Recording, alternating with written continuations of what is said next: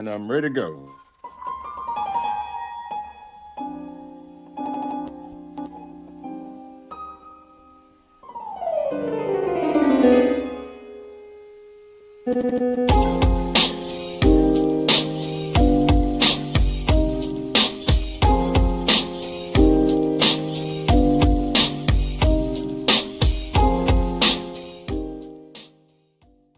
This case really should be forgotten. However, the people at Netflix can't resist, and they made a great big movie special, spectacular, and they found a couple of good-looking actors to play the guys, and it's back in the news.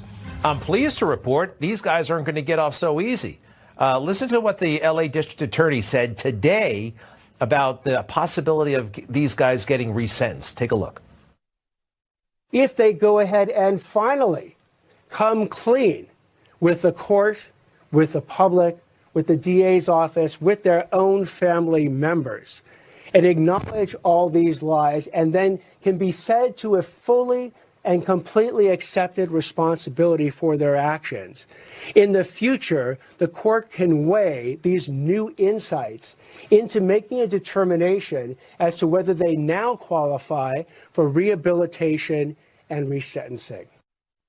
So, however the Menendez brothers want to convey that sincerity and that unequivocal admission that they have lied to everyone for the past 30 years on their key defense of self-defense, suborning perjury and attempting to suborn perjury, I will leave to the Menendez brothers and their counsel. Wow. Dude, there's a new sheriff in town, bro.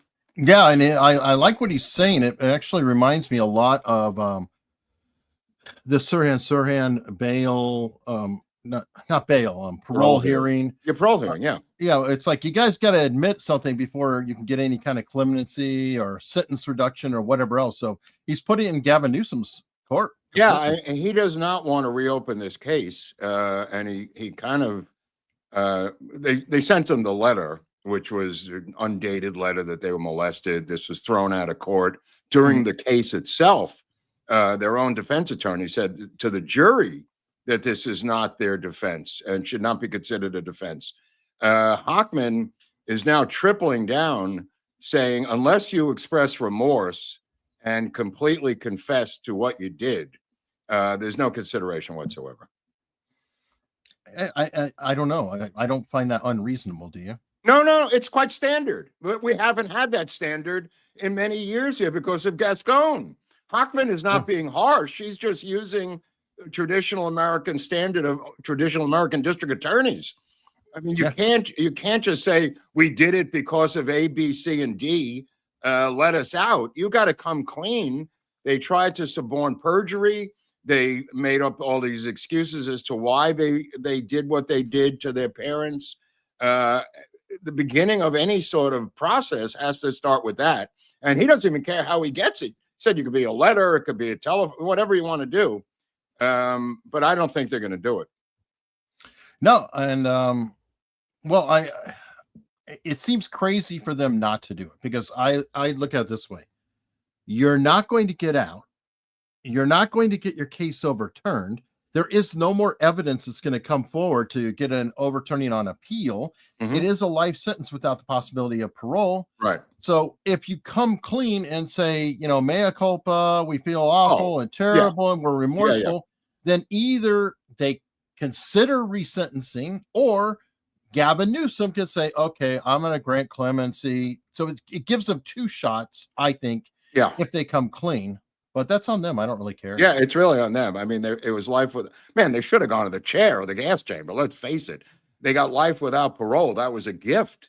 It was premeditated. It was violent. I mean, every aspect of murder by anybody's measure was done by them. Monetary gain, everything. I mean, anywhere else, they would have been put to death, I believe. But it's Netflix that did it. That's what Greg Kelly was saying. But it created teeny boppers for these guys like Mangione has, Luigi has in New York, who said, stop sending me naked photos of yourselves. I have too many of them. Well, Netflix has a pattern of that because remember a few years ago, Making a Murderer? Yeah, well, he got out yesterday too.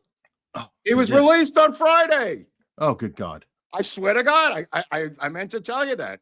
Wow. He got out. Adyan, whatever his name was. Oh, no, not him. I'm talking about the one in Minnesota. No, right. That was a separate case. I was talking. You're talking about Serial. He was right. released Friday. Okay, and I don't know all the details on Serial, but no. But the one in Minnesota. They're a little sketchy. They're a little sketchy. He's had so many bites at the apple. Let me put it that way. Judicially, he's had a lot of bites at the apple. But again, like he just ate the apple. NPR, unrelenting producers, and multiple series of this. The media works, especially in these cases. Okay, leave it to me. There you go. Fair enough. Yes, I mix up Minnesota and Wisconsin. I do all the time. they're somewhere north. They're right next door. I used to think that, not that they were the same, but there's similarities culturally. Yeah, Stephen Avery. Thank you. Stephen Avery. Thank you. And Adnan, whatever his name was, I forget his last name, in the Serial case, has been freed. Yeah. Now, Serial is an important podcast. Not just because of the case, but because that show literally is what put podcasts on the map. Well, true crime podcast, right? Well, podcasts as a whole, because really? many people checked out Serial that had never listened to a podcast. And I do remember it because I mean, it was like overnight, it was such a sensation that people actually listened to podcasts after that. They're like, oh, I listened to Serial. What else is there? And that, well, it's really surprising that the guy didn't get out after all these years. I mean, obviously he didn't this week, but with all the power of that podcast, it still did not free him. Well, the court system's a whole nother animal. It's a whole nother animal, as Barnes is explaining to us on Sunday. Holy crap, what he's going through up in Seattle. That's another nation. This goes back to the 1940s, 1930s, when the Soviets set up a base of operation in the Northwest. And they couldn't believe their luck in San Francisco and Seattle and Portland. And they targeted those regions because they were far enough away from the centers of power where they felt that they would go unobserved. And they were absolutely correct. The Chinese can't pull it off, although they do in San Francisco. There's quite a bit of infiltration there. You need a lot of Chinese in your culture for them to spy. You can't just have a guy show up in Kansas, until recently at least, and go, hey, there's a Chinese guy, what's he doing here? I think that they've struggled too, though, because there's so many of the Chinese who lost their parents under Mao and things like that. Who work the opposite way. Yes. And, and the whole Epic Times newspaper is about that.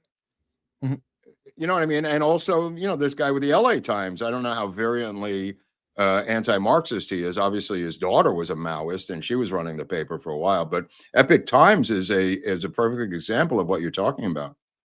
Yeah, his family's part of the I forget, not long. Anyway, the people are being persecuted in China, that religion. But yeah, there's a lot of infighting with that, but then like any culture's that way. Nothing is but I'm getting back to what I was saying is the leftist communist influence in the Northwest since the 1930s has been enormous, pervasive, and effective. I mean, Barnes is running into a chainsaw up there, legal wise and jury wise and every other way wise. Wow. I mean, even he's stunned. Yeah, it's it is horrible. But that's the point, though.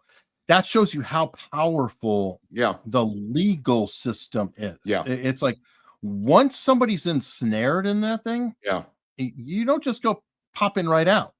It is a complete nightmare. Right. Not only that, I mean, the fact that we allowed this to be taken over by the left, that's their Alamo, bro. That's their Fort Apache, the Bronx.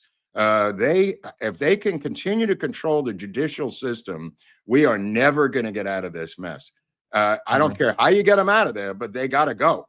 Whether it's physical, whether it's legal, whether it's, whatever way you got to do it. This is what the SS was able to do in Nuremberg.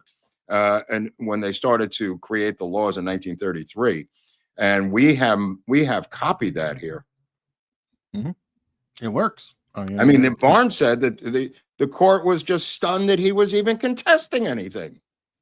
I mean, his basic legal arguments were shocking to these people. Which is astounding. But then again, these people are coming out of current law schools that are actually allowing students to opt out on classes if they discuss things like sexual assault, because it could be triggering. You know, so I don't know. Where do we head them off, Eric? Do we head them off at the law schools? Is that where the pass is? I mean, think where do we stop this runaway train of I do lawfare? think the universities Okay. are a source, not only for law, but just period. Like, you know, first off, defund all all these studies. Here we go. If anything says studies as part of the name, defund it. You mean ethnic studies? Any studies. Any studies. Social Okay. studies, Social studies, women's studies. That's a broad brush. It seems to really That's go. a broad brush, but okay, I'll go with that. I'd rather err on the side of non-caution. I'd rather err on the other side than come up let's short. Simplify it. Let's just simplify things. You know, you've got English, you have your sciences. So you're saying the 3 R's. You just want the 3 R's. Yeah, maybe reading, writing, a arithmetic. little from that. Reading, writing, arithmetic, and tech. So it's 3 R's and a T. It's root. That's what you want. You want some tech training, but you also want the basics in reading, writing, and arithmetic. Yeah. STEM. All right. You're the STEM. Okay. Primarily, but add like English to that. You know, he sent this letter out into Columbia about taking away their $400 million. And all the other 60 schools got the letter. UCLA, they're all trying to weasel out of it now, saying, oh, no, we're all over this. Wait a minute. We don't want to lose $400 million. So they had a task force at UCLA to deal with anti-Semitism. And in the LA Times today, they were talking about the move by this guy in charge of the task force, some dean. And immediately the LA Times said that there is an equal amount of anti-Muslim fervor. So which one are you talking about? The anti-Semitic one or the anti-Muslim one? And they said that when they had the encampment there at UCLA, which was huge, and they were camped out, finally, after like 3 weeks, a group from West LA of Persian Jews went to the camp and just started kicking ass. So they now say that vigilantes have stormed the campus. This is in retrospect. They're calling them vigilantes, and that the Muslims need protection from police at the UCLA school. So this is not going to go down really easily at UCLA. I don't know what Columbia is going to do or Harvard, but it's roughly 300 to 400 million per school, Eric, that Trump has put the kibosh on. By me. Somebody is reporting earlier that Department of Education employees were notified to clear their desks by the end of the day. Oh, that's a good one. I don't know if it's true or not. I haven't verified, but it's interesting. Yeah, there's a lot of stories that are not verified yet, but one that was verified that we were talking about before the show about Kash Patel putting in a hotline to the president to bypass Pam Bondi. This kind of verifies and, kind of justifies what I've been saying about Pam Bondi, even though I'm being vilified for attacking Blondie. Kash Patel has now gone around her. I've never seen anything like this. He's trying to go directly to the president of the United States, circumventing this figurehead. Good for Kash Patel. Because something's got to. It's funny how people are missing that point that his direct boss is Pam Bondi, a supposed ally. Yes. They're kind of making it like, oh, he's just wanting to have a direct line, No. Well, it's like, well, who's the boss? Who was he supposed to talk to? Yeah. He wants to go around Pam Bondi because a number of grand jury impanelments have been discontinued by Pam Bondi. And one of them was a look into Chuck Schumer that was put up by a congressman that wanted to look into his attacks on the Supreme Court, and Bondi put the kibosh on that. And I think Patel rightfully is going around her directly to the president with a hotline. Now, the reason this is of interest historically is, one, it's never happened before in the history of the United States. Number two, it echoes in a weird way, or rebounds, whatever you want to call it, a similar situation where the Attorney General of the United States, Robert Francis Kennedy Sr., put in a hotline red phone to J. Edgar Hoover. And he directly wanted to deal with Hoover himself as Attorney General, the reverse of this. And the day that his brother was assassinated, Hoover famously unplugged the phone and told his assistant to get it out of his office, as he was done with the Attorney General, who was defanged by the assassination, obviously, of his brother. And that was the end of the hotline between the AG and Hoover. That was the only thing similar to this that I can ever recall in the history of the United States, to what Kash Patel has just done. Yeah, and that was only part of it, though. The other part that's being reported, I don't have the full details, is that he doesn't trust his detail. Oh, yeah. That was a good one, Eric. And I'm like, ooh, and that's a good one. Yeah, it's sad though. And how do you go into an organization like that when everybody is a highly trained person who could potentially kill somebody else? I mean, just through training, armed, whatever, and they're your protection, but your job is to clean house. That's a weird one. Again, that has similarities to RFK and JFK, because RFK did not trust the Secret Service and created legislation to remove the Secret Service from protecting the president. And that was done away with when Johnson came into power. He wanted to replace them with U.S. Marshals that he could control, or somebody could control, that were not Secret Service. So again, similar vibes, Eric. Yeah, very similar. All right. Well, we need to talk about what's probably the biggest story of the day. I even saw in the comments that people were complaining that we didn't talk about it much. We mentioned it with the coffee, but we've got a tariff war going on. And this thing is so frustrating because I can't even do a show description and know that it's going to make it till the end of the day. The story is going to be updated like 4 times. Right. Crazy ass situation going on with Canada. That's causing some pretty major ripple effects here. The stock market took just a nosedive yesterday. A lot of investors are incredibly nervous. It took another nosedive today when Trump put on more tariffs. But this whole thing with Doug Ford, who is the, I guess, governor. What do you call the guys over the provinces there? Governors, right? I don't know. I'm not. Only Viva knows. Only Viva knows. Okay, well, the chat is going to set me straight soon. Yeah. Anyway, minister or prime minister, premier. Thank you. Is it really? It's premier of the province. Wow, okay. I didn't know that. All right, so he said, "Okay, I'm going to put extra tariffs on from my province." That's going to screw over 3 states in the U.S. and up their electricity by 25%. Now, it's very weird that this guy does this after Trump had already backed off again with Trudeau and the tariffs, making a bunch of exceptions and then kicking the can down the road another month. So, very interesting. And no, Doug Ford is not the coke or crackhead. His brother Rob is the crackhead. But there are claims that Doug Ford was a drug dealer. Whoa. Doug Ford denies the claims. Whoa. This went up in front of like a tribunal type of thing or whatever. Tribunal. I like that. Tribunal. Anyway, the paper, had to go in front of the standards committee and defend themselves. They were found to be legitimate or reasonable in their like they have a legitimate justice system up there.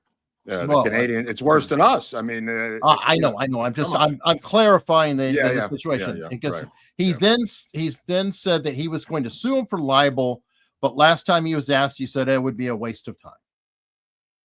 So that's the situation, and I'm not making any statements. I'm just reporting what was reported. Well, I'll just make a quick statement. I think this is tempest in a teapot. It's going to be over in a couple of days or weeks, and it's typical Trump using tariffs. This is a short-term situation. The news goes berserk every time he does this.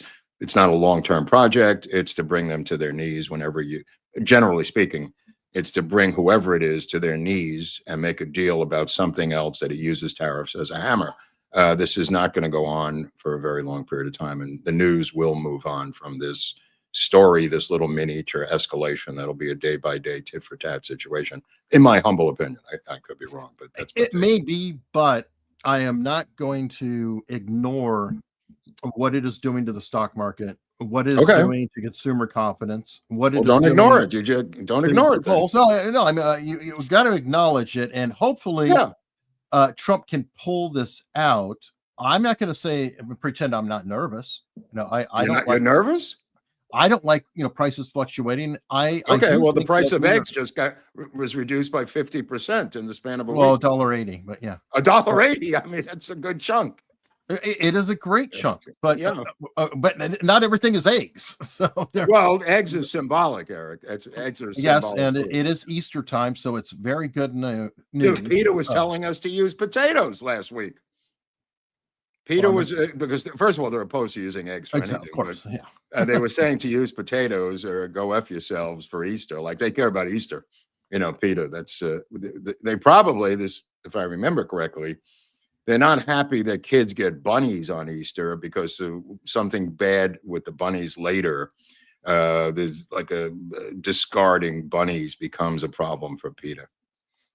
After the kids apparently get done with the bunnies, according to Peter, they just throw them out the window. And so they're opposed to Easter bunnies. I swear, I'm not even making this up. I was going to say, are you talking about the cruelty of eating the candy? No. The ears first or the kids feet get first? bored with the bunnies after Easter, and they end up being in the bunny pound somewhere. Oh, I mean, we have problems with that with all kinds of pets. Actually, it is a horrible thing. They're not happy about pets. I mean, give me a break. I mean, they don't like pets in general. I mean, Peter was they don't like people. Dude, they're anti-people. That's for sure. But there was a movement. I don't know if people remember this. You can comment down below if you remember this movement, which started out of San Francisco. It's about 15 years ago to make pets citizens and not have them as pets and give them rights, as same rights as human beings. Am I imagining this, or anybody can remember this? Please comment down below, because I think I'm remembering this correctly, and I think it was backed by PETA, and they said pets.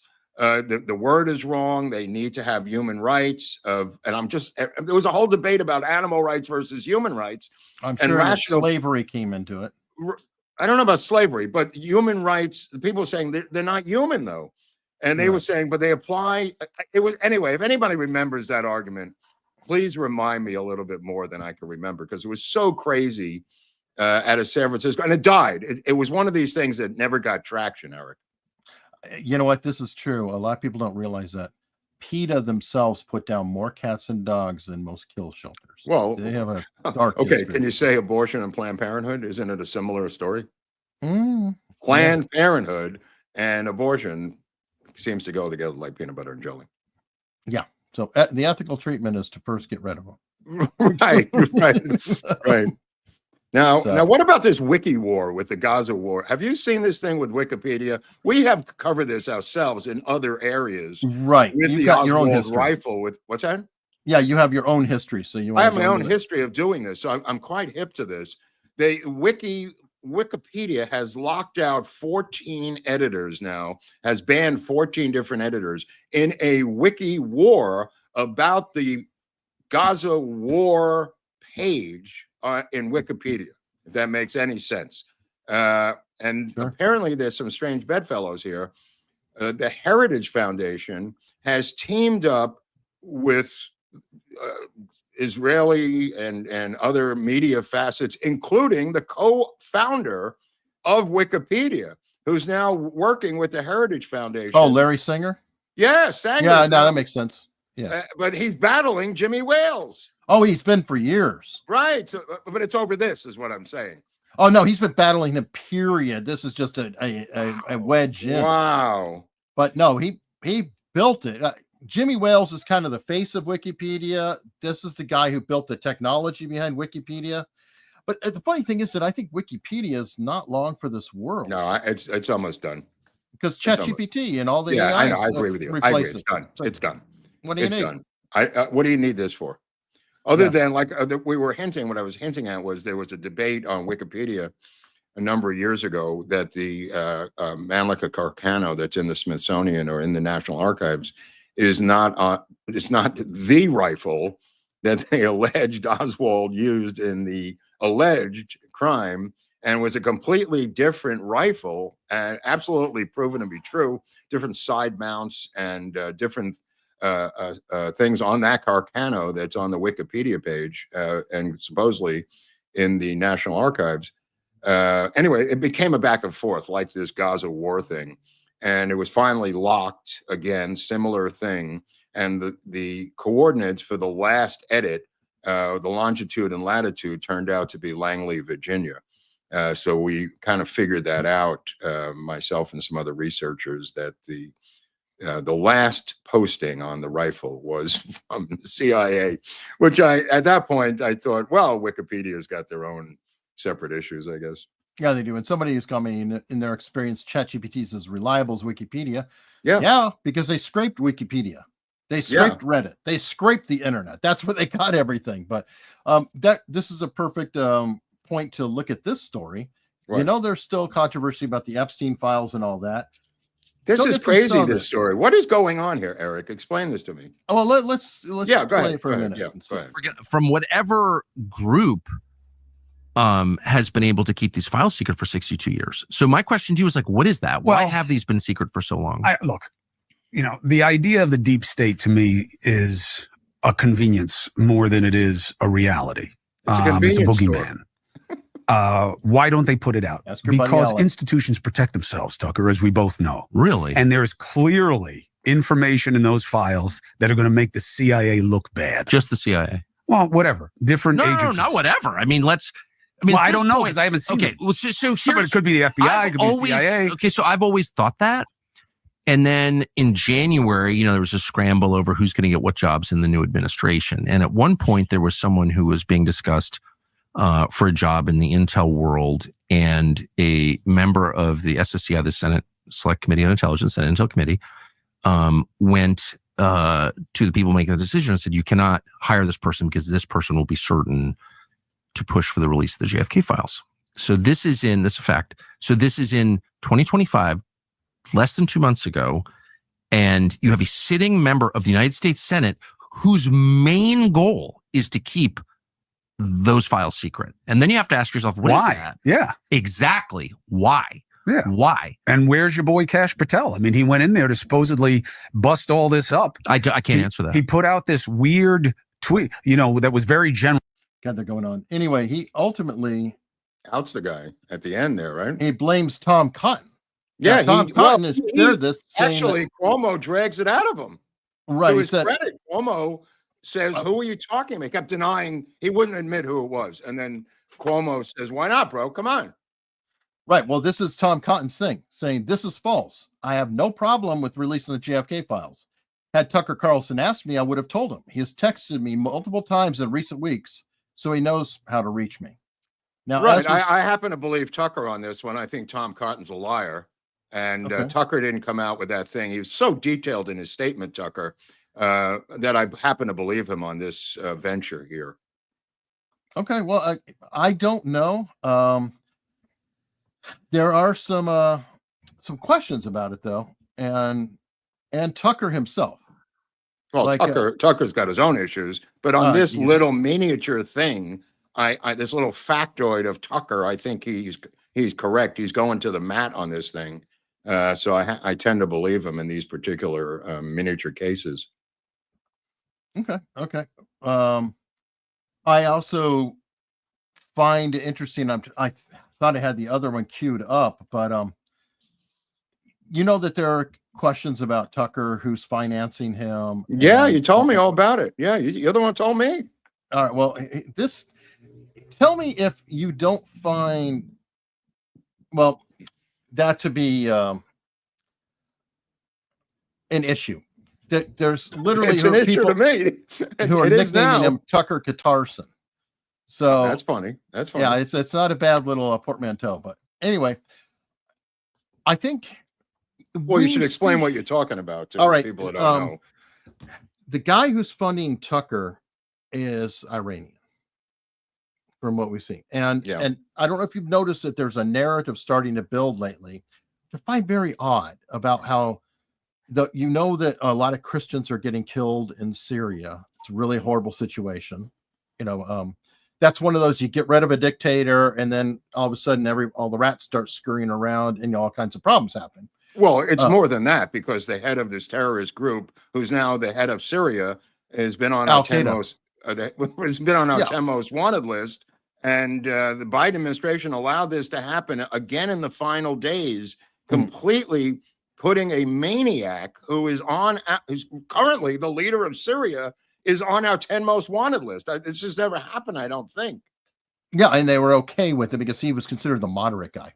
He's a moderate guy. I'm like, oh my wow, God. that's a redemption arc I've never seen before. Wow. But yes, anyway, 100% true. But now people are saying that it was really Iran who was protecting Christians. That Saudi and I'm like, okay. Oh my God, this is and crazy. then you have the deal going on with Trump and Iran. Like I said, there's something going on here, and a lot of matching narratives that I'm starting to see. And I haven't got a good pulse on things, but I kind of want to know where this is going. Well, Tucker, I don't know if anybody perceives this, has become more and more anti-Israel the past few months. Am I imagining this, or is he? Oh, no. Okay, because people say I'm crazy. No, he's platforming everybody to it. Right. Before we Okay, get too much deeper, we do have with us today somebody you and I haven't talked to since November, election night, the illustrious greatest pollster in America right now, Rich Barris. How you doing? Surprise! What a shock. I had no everybody. idea. Wow. Hey. It's the doctor of pollsters. What's going on, Barris? Living the dream, you know? Right. Starting the new year with a bang, lost like 12 pounds. Right on, bro. Way to go. Oh, Your face looks thinner. It does, doesn't it? Yeah, it really does. You look younger. I'm on the I worked myself nearly to death diet. And Wow. and I, it is. How are what it your is. rambunctious children? Well, that they definitely help now, don't they? Right? They're great though. They are. It's a good year all the way around. Now, how is life in North Carolina? Just to give us an overview of what's going on there. Yeah. For Republicans over here, it was a little weird, the election, because of course Trump romped Harris, but they had a problem down ballot with with the governor's race, and it was a scandal. And leading up to the election, all you heard from pundits was this concept of a reverse coattail, which was somehow going to hurt Trump at the top of the ticket because the Republican candidate had a very bad scandal. I mean, very embarrassing. And the biggest part about that scandal is, I would say, that it came from Republicans. Republicans buried themselves. So the Stein campaign did not get that on Mark. Mark had that information was floating out there in Republican circles. The Eric Erickson consultant crew dug it up, and they gave it to Stein, who then gave it to the media to investigate, which they didn't. You know how it works, guys. They just ran it, And because Mark... You were referring, of course, to country club Republicans in North Carolina undermining a black gubernatorial candidate because of racist reasons. Listen, and I'm going to call it how it is. I'm going to call it how it is. I'm explaining it to the audience. I've had more than one Republican express this sentiment. I'm talking about elected Republicans in the state. A very high-ranking one flatly said we were never going to let him run our state, someone like him. That's so dark. There is this inherent Southern Republican racism that is in the establishment Republican class that doesn't like MAGA, that doesn't like non-politicians. They're sweater vest wearing, country club going, golf playing. You know what I'm talking about. Is it similar to Georgia? Is it similar to Georgia? Rich? It is very similar to Georgia. And also Kentucky has this problem. That's what Kentucky, all three of these states. All three of these states, right? And they all really do. South Carolina does, although there was some hope they had gotten past it, which is a little bit crazy because North is thought to have been more and I'm going to use this word in the true sense, progressive. Like our founders use that word all the time. They did not mean it how the left uses it. But the fact is, they threatened the Trump campaign in the beginning, like, look, if you get involved and endorse him, then we're going to leak this down the road. And they did. So that's what happened in the North Carolina gubernatorial race. Nobody ever wants to discuss the truth or the internals. That's what happened. And then there was never getting that concept of reverse coattails. That it does not exist in academia. Gubernatorial elections do not impact the presidential election. However, it does impact the rest of the down ballot ticket. So they did very They did not do as well as Trump. What So, about North Byron Carolina- Donalds? Is that going to affect him in Florida? I don't think so. I think I don't think Florida's so more either. of a Well, yeah, Florida's more eclectic. I spent, Yep. as you guys know, 2 decades there shaping what, or helping to shape what the state is now. And they don't deal with that crap. I will predict that the Republican Party in Florida will be majority Hispanic probably within the next 10, 15 years. I wouldn't be shocked. Now, what about New Jersey? I just want to ask about New Jersey, because New Jersey, you love New Jersey, because you got Scott Presley now. He's now moved into the state.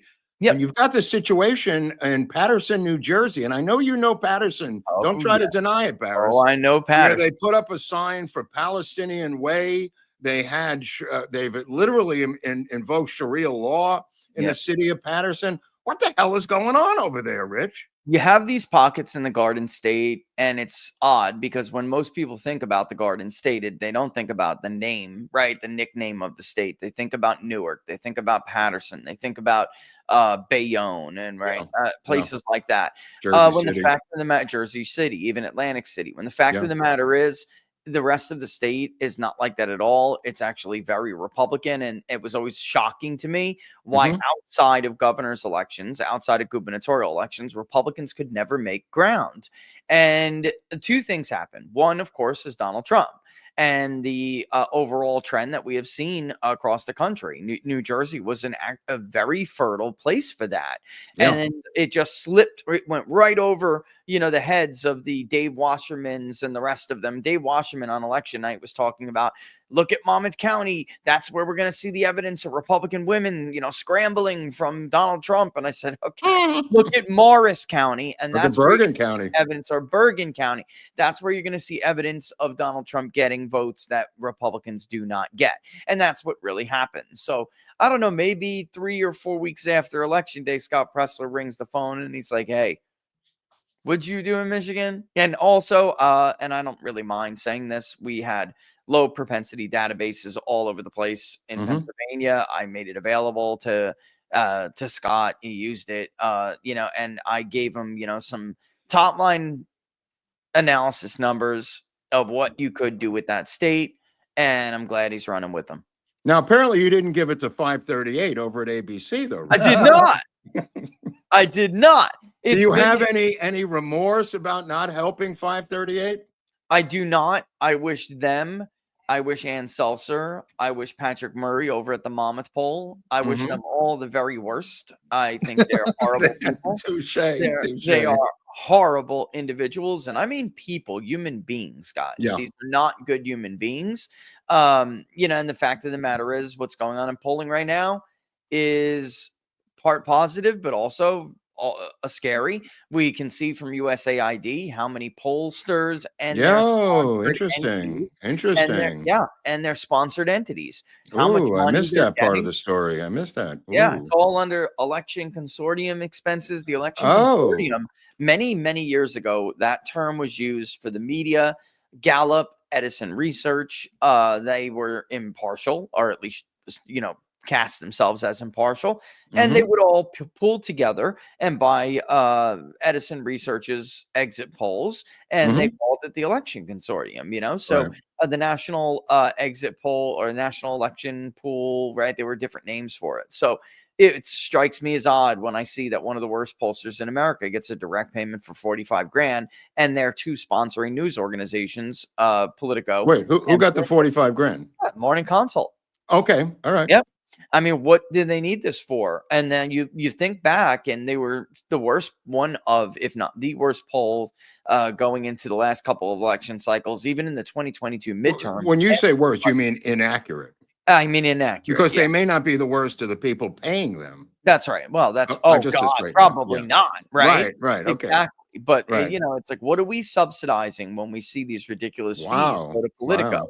Are we subsidizing Democrat plus 6 generic ballots that were never going to happen and Right. in fact didn't happen? I mean, what are we paying for here? Did Nate Silver see this coming and bail out, or what happens to him No, now? he was sidelined. Yeah, He was sidelined before. They thought that I hate it when people do that. G. Elliott Morris, H.M. Hammond, E. Howard Hunt. bro, what's your freaking name? Okay, like, and I love you, Todd, but you do the same thing over there, Creative Destruction Media. L. Todd Wood, bro, your name's Okay. Lawrence. Run with it, Larry. Okay, or just go by Todd. L. Todd Wood. It's like nobody calls me like R. Daniel Barris. Like all right, we're going to start R. calling you Daniel that now. Barris. Okay, Daniel. Our Daniel.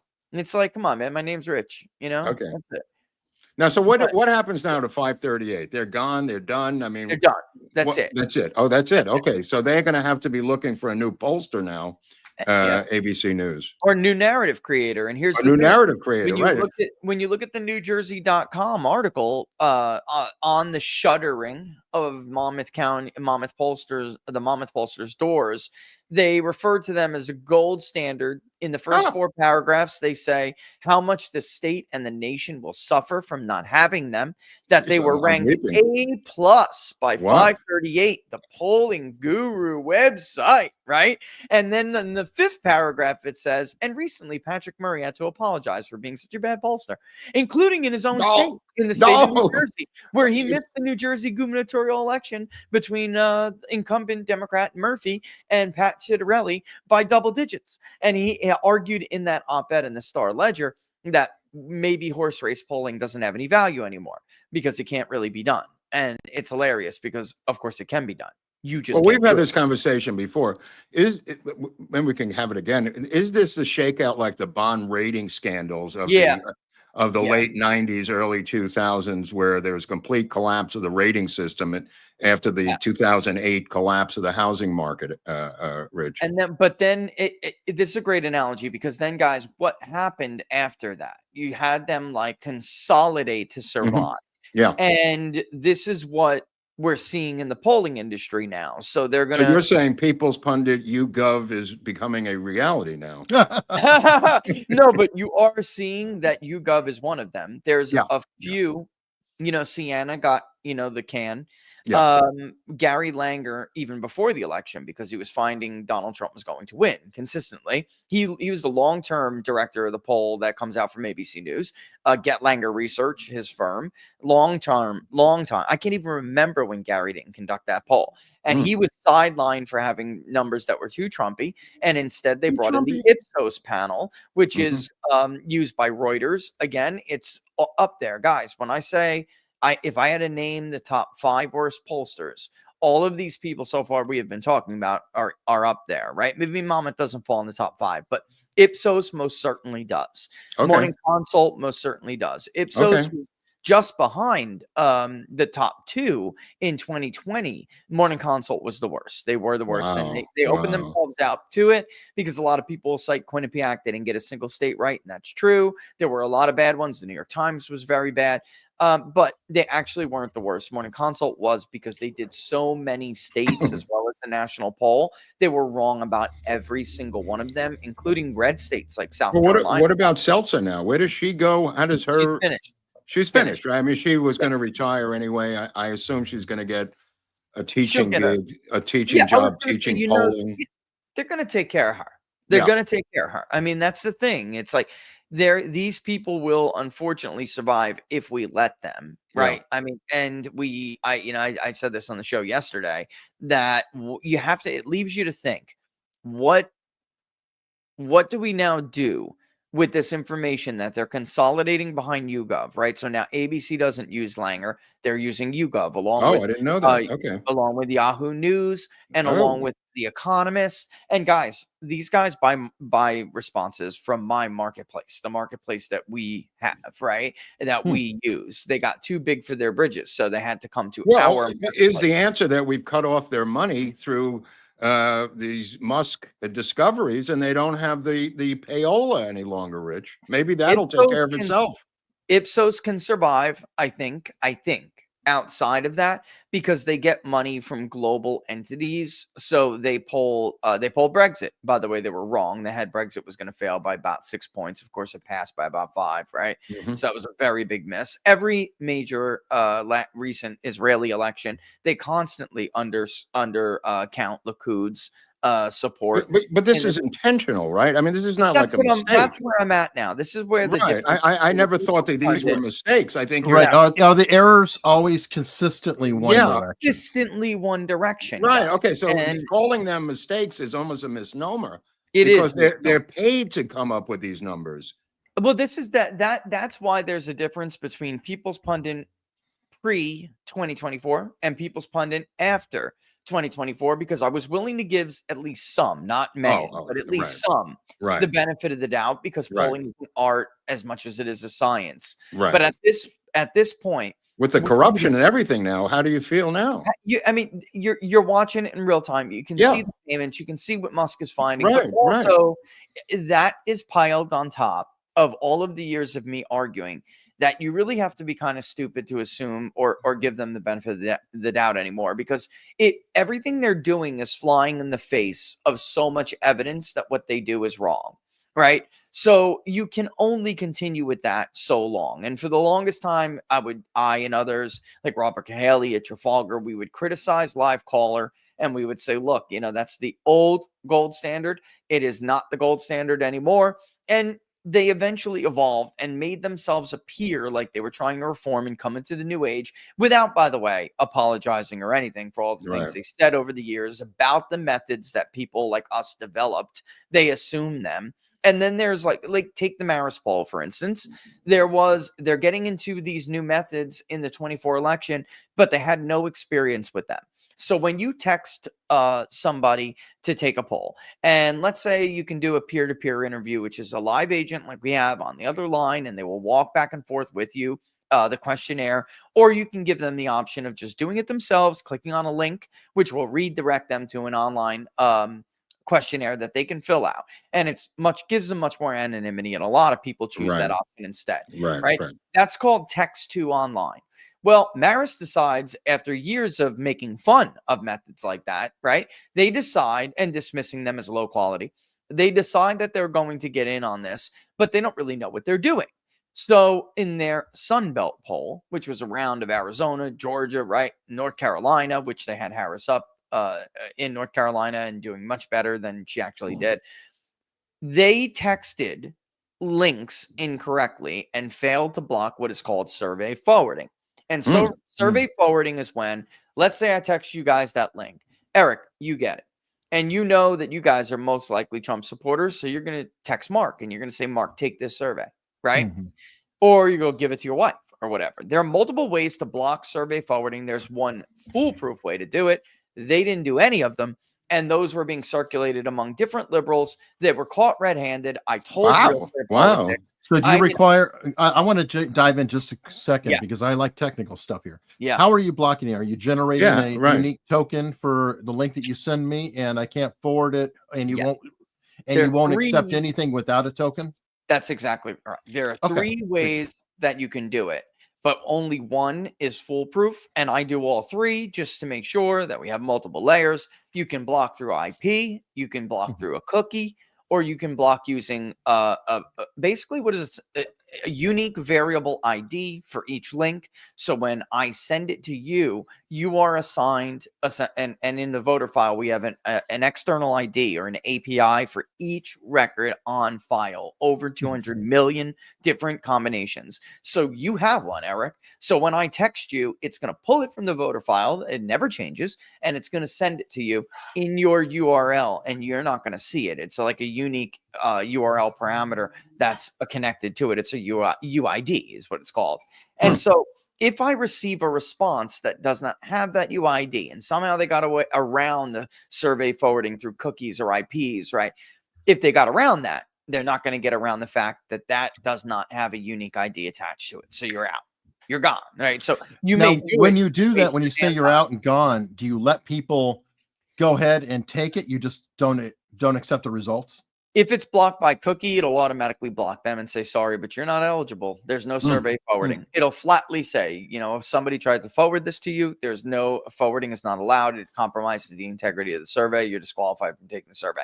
And the same thing happens with IP block. But with that ID, they will be able to fill it out, but you screen and filter that out when you collect it, and you send those responses to, you know, eventually, because we have different ways to collect interviews, it's all sent.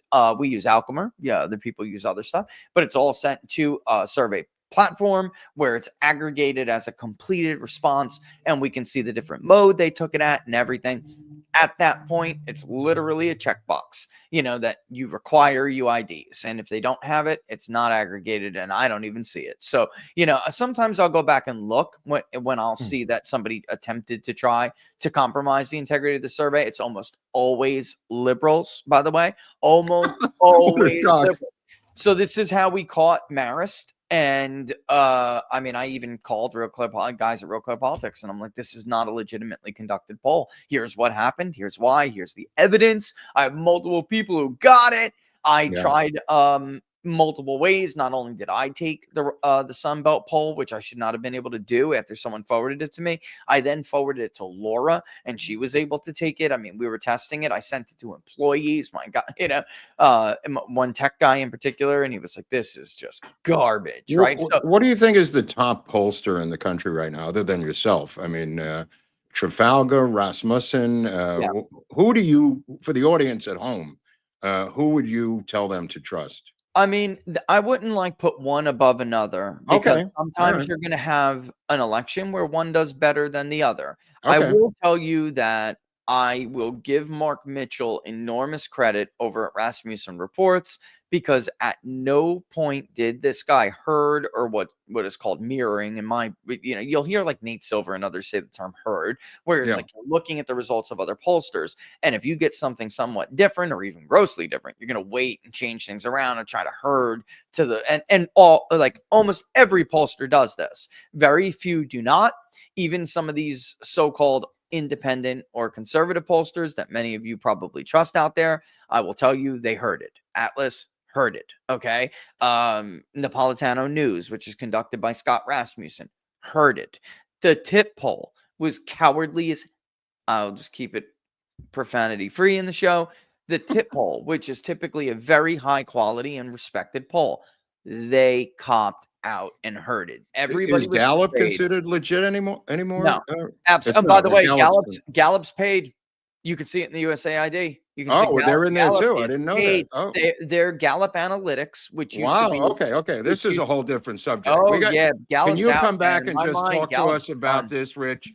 Yep. Can you come back? I just want to do a segment with you and just get into this the next time you come back, because this is new to me. I'm not really hip to it. I haven't seen this yet. So I want you to come back and talk to us just about paid pollster USAID revelations. And I'm using that as an umbrella term, but I'd love to do that because it's obviously more complicated. And I just don't want to leave anybody out. But I would say Robert Cahaley and Mark Mitchell, if they get something wrong, it's like everybody gets something wrong. They're the only two where I can legitimately tell you that they put as much stress into trying to be right as I do. Okay. And that's like, and honestly, and where can they find you? Where can we find the Rich Barris enterprises? Where where can people find you and when? Because I know Barnes is on there. You got a couple of different things. Tell everyone where are the best two shows that you have, or the best location for you, your different handles, Rich. I'm trying to aggregate everybody over to Locals, like you guys. Right. Okay. Locals.com. I think we're all trying to do that because Locals is the best. That's number one. Locals is the best, and it just makes everyone's life easier. But I feel like Locals, if you really want to support somebody, then rather than sign up for a YouTube, which we're also on, like you are, and we're on Rumble, it's all under @People's Pundit. You can find it anywhere. At People's Pundit, not the people, at People's Pundit. At People's Pundit, and on YouTube it is People's Pundit Daily still, because it's like a daily show. Right. And we have been almost daily now since the election, because we have Between the Numbers that's running between Inside the Numbers, right? So we talk about different things often. It's mostly about messaging and whether it's one side's is working or not. But I have been traveling a lot and doing my post-election thing. So Okay. but Now, what about your gubernatorial or 2 p.m. senatorial aspirations, Senator Barron? I mean, I guess it's getting around, huh? I mean, I'm getting mailers right now from. I seriously may do this. Okay, all right. That's an what we're ad. talking about next time. We got 2 subjects: your political aspirations There and it is. USAID. Ladies and don't gentlemen, wanna Rich do it, Barris, but I may have. the People's Pundit. Give him a round of applause. Rich Barris, thank you for stopping by. All the best, guys. Okay, Bubby. Thank you, Rich. Talk to you Thank you. soon. Okay, wow. We got something to live for now. This is Amen. great. Wow. All right. We got so much news that we got to cut that a little bit short because there's so much information we need to get out. So, wow, that was great. Yeah, it is. I wanted to ask him about the Thomas Massie thing. Have you been following? Oh yeah, well, the Massie thing. What do you think of that? I don't know. I mean, I know Trump's annoyed with the guy. I don't know if he should just leave him the hell alone. It's stirring up a big fight between the whole libertarian side. Maybe he wants to drive a stake into anyone who is going to do this next, Eric. Maybe this is long overdue, and it might not be personal with Massie. It could be. I don't know. Again, that's why I kind of wanted to see what Rich had to say, because Massie goes way back, and he's sort of he's a mixed bag. He's he's controversial. Like Barnes, I think, likes him half the time and doesn't like him half the time. And okay, a lot of people see him back and forth. Like Massie is kind of like a Rand Paul type. Okay, he doesn't seem to be a big supporter of Israel, though, right? I don't think he's a huge supporter of Israel. No. Well, and that might actually be part of what Trump is going after. Yeah, no, I'm making. And by the way, that's going to feed a lot of MAGA who hates Israel, who say, "See, there it is, Israel again," and that's Massie. Well, they could blame Trump for that. They voted for him, so I guess they didn't know that Trump. They had no idea about Trump's international views, I guess. Apparently not, but I can say that Massie is fundraising on it. Knock yourself out. I mean, he's going to primary him, so he may need every cent that he's got, Eric, to survive. There's something about Kentucky. It seems to be a swamp, Kentucky, of all kinds of weirdness. True. Keep this in mind, though. When you say good luck, knock yourself out, Trump tried to primary Massie before. Okay. And the primary opponent got 25% of the vote. Well, this is blown out of the water. This is a little bit bigger Trump than before. So it is, but it was while Trump was president before that he did it. So I don't know. I don't want to automatically just say, okay, Trump's going to primary. He could wind up getting burned a little bit. I don't know. Well, we're going to find out, because he's obviously put his foot down. Yeah. I mean, he's not just dabbling in this. He's driving a stake into him. Well, we're trying to. Did you hear about the Jamie White thing with InfoWars? I was trying to pull up the article. For some reason, it's not coming up. But yeah, let's just talk about it. It's still wide open. I mean, I don't know what to make of it. I mean, obviously, Alex Jones is shocked. This is one of his top reporters. InfoWars in Austin, which is another reason to stay out of Austin, apparently went to some housing project, or I don't know, say project, but it was some sort of apartment, and was murdered last night. Here he is on the left. I think they're claiming a carjacking. I think it's I don't think it's political. I think you're right. Yeah, but there was some confusion because apparently White was on an enemies list with Ukraine, but a lot of people are probably on that list, and it's not necessarily related. Right. It did, from what I understand, it does sound like it was just bad crime. Criminal. Yeah. Right. But, that's what I think. Yeah. But again, Austin is not representative of the greater Texas environment. I mean, all of these people who have moved to Austin, including, San Francisco and Texas. Right. But I'm saying Rogan and all these guys are now subject to, the same crime centers of major cities. True. Now, it's not only Austin, though. You've got, big pockets of that all over Houston. Yeah. Well, I'm not saying that you move to Houston, but I mean, there are safer places in the world now, or in the United States for sure. Now, you know what the great story was? That BLM Plaza destruction yesterday. I did not see that coming. I thought that was pie in the sky years away. And all of a sudden it's being shredded right now. But who's doing that? That's a weird part, because it's like, he made the city do it. He said he'll do it himself if she didn't do it. So Okay. she did it. She being the mayor of DC. Trump said, I'm going to do it myself if you don't do it. Next thing you know, there were city workers there shredding BLM Plaza. He must have been saying, I'm going to pull money back or something, because I can't see her not just saying, fine, you do that. And I'll just, have people. Well, he's saying the same thing about homeless around the Capitol. And he said, I want them out of there. I'm going to do it myself. Again, I don't know how do it myself is defined. But apparently she has heeded his warning. But this BLM Plaza thing, people are going, oh, they're going to riot over this. And nothing's happened. I mean, people are saying the same thing about Stephen A. Smith and the potential pardon of Derek Chauvin, how they'll burn the cities to the ground. I think this BLM thing, the Plaza thing, is indicative of them not doing anything. Because Shapiro is calling for the pardon of Chauvin. There's a lot of movement for the Chauvin pardon right now. But there's also fears being stoked by Stephen A. Smith and others. Okay. The thing about Chauvin and pardoning him, I think, is kind of odd in the sense of, if he gets pardoned by Trump, so what? He's still in prison for life. He's, prosecuted by the state.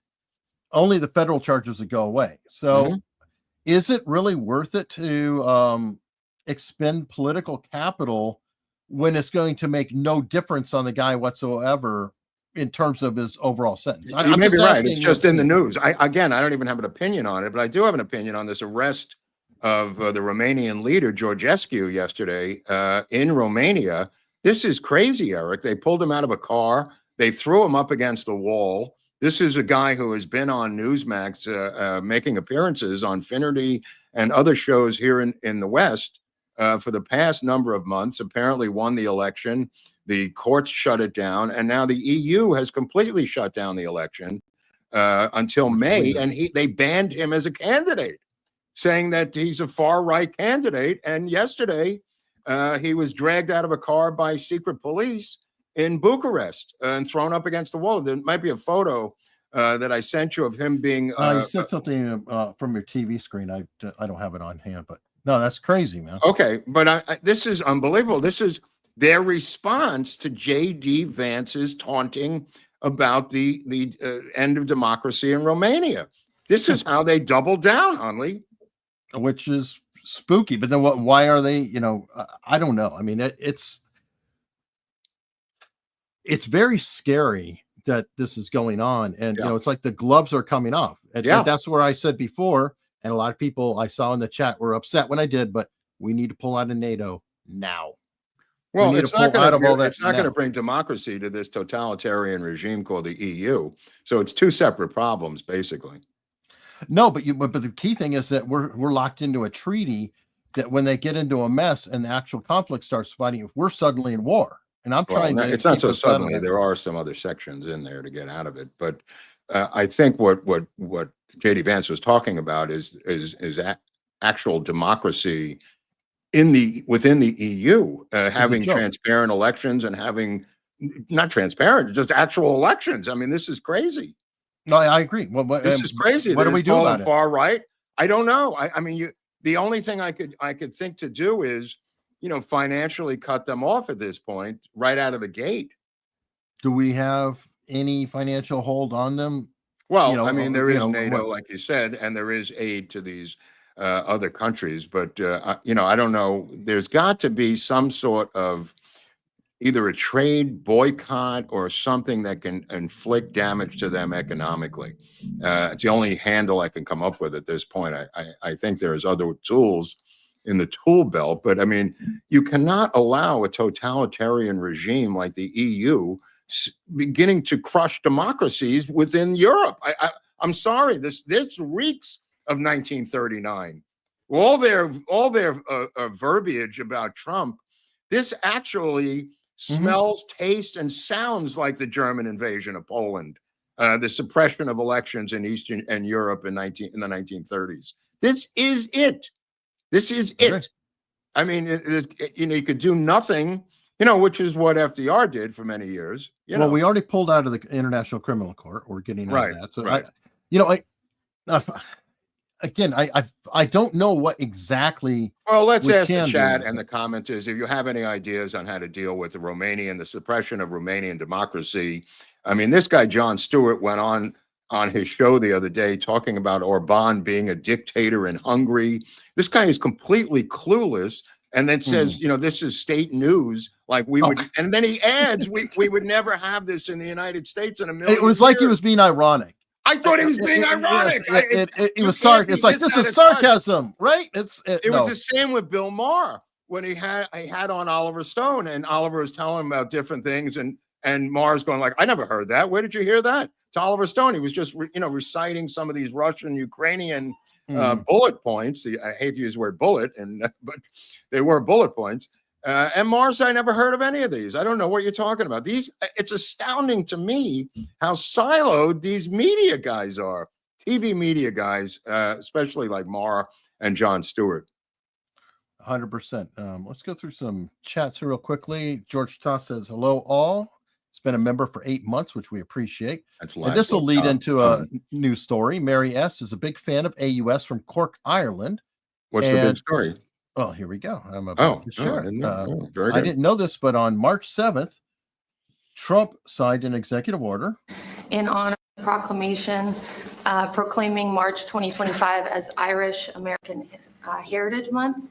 Wow. In honor of, to commemorate our amazing friendship between America and Ireland, and to just honor all of the Irish Americans. And I'm a little bit biased because I'm American and Irish, but no, so am I. I didn't know anything about this. Great people. Well, that's why I brought it on. We got St. Patty's Day coming up. I thought it was a nice story. What happened to the guy who normally does the job? How did this girl get in there? Because she's Irish. Okay, whoa. Yeah, great St. people. Patrick's Day is coming up as well. And they voted for me in heavy numbers, so I like them even more. You have to like it. You're not supposed to, but you have to like that.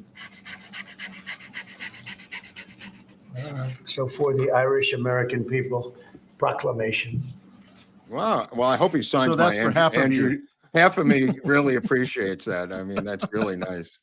Anyway, I saw that and I was like, okay, I had to share that. And then that's wonderful. That is wonderful. Wow, that is wonderful. Yeah, I mean, Ireland's probably more woke than the UK at this point, right? From what I understand, they're as crazy as the UK as England. Yeah. Well, Scotland says hold my beer too. I mean, I know that Scotland's part of UK, but I'm just saying that they have their own. I mean, remember you they see have the story about the girl hitting the other girl over the head with the baton. Yeah, I can't show it because it's YouTube, but yes. Everyone on the earth has shown it 7 million times on YouTube, though. Well, that's fine. And they can stay monetized because they have the special freaking code or whatever it is. Okay, but, then let's move on.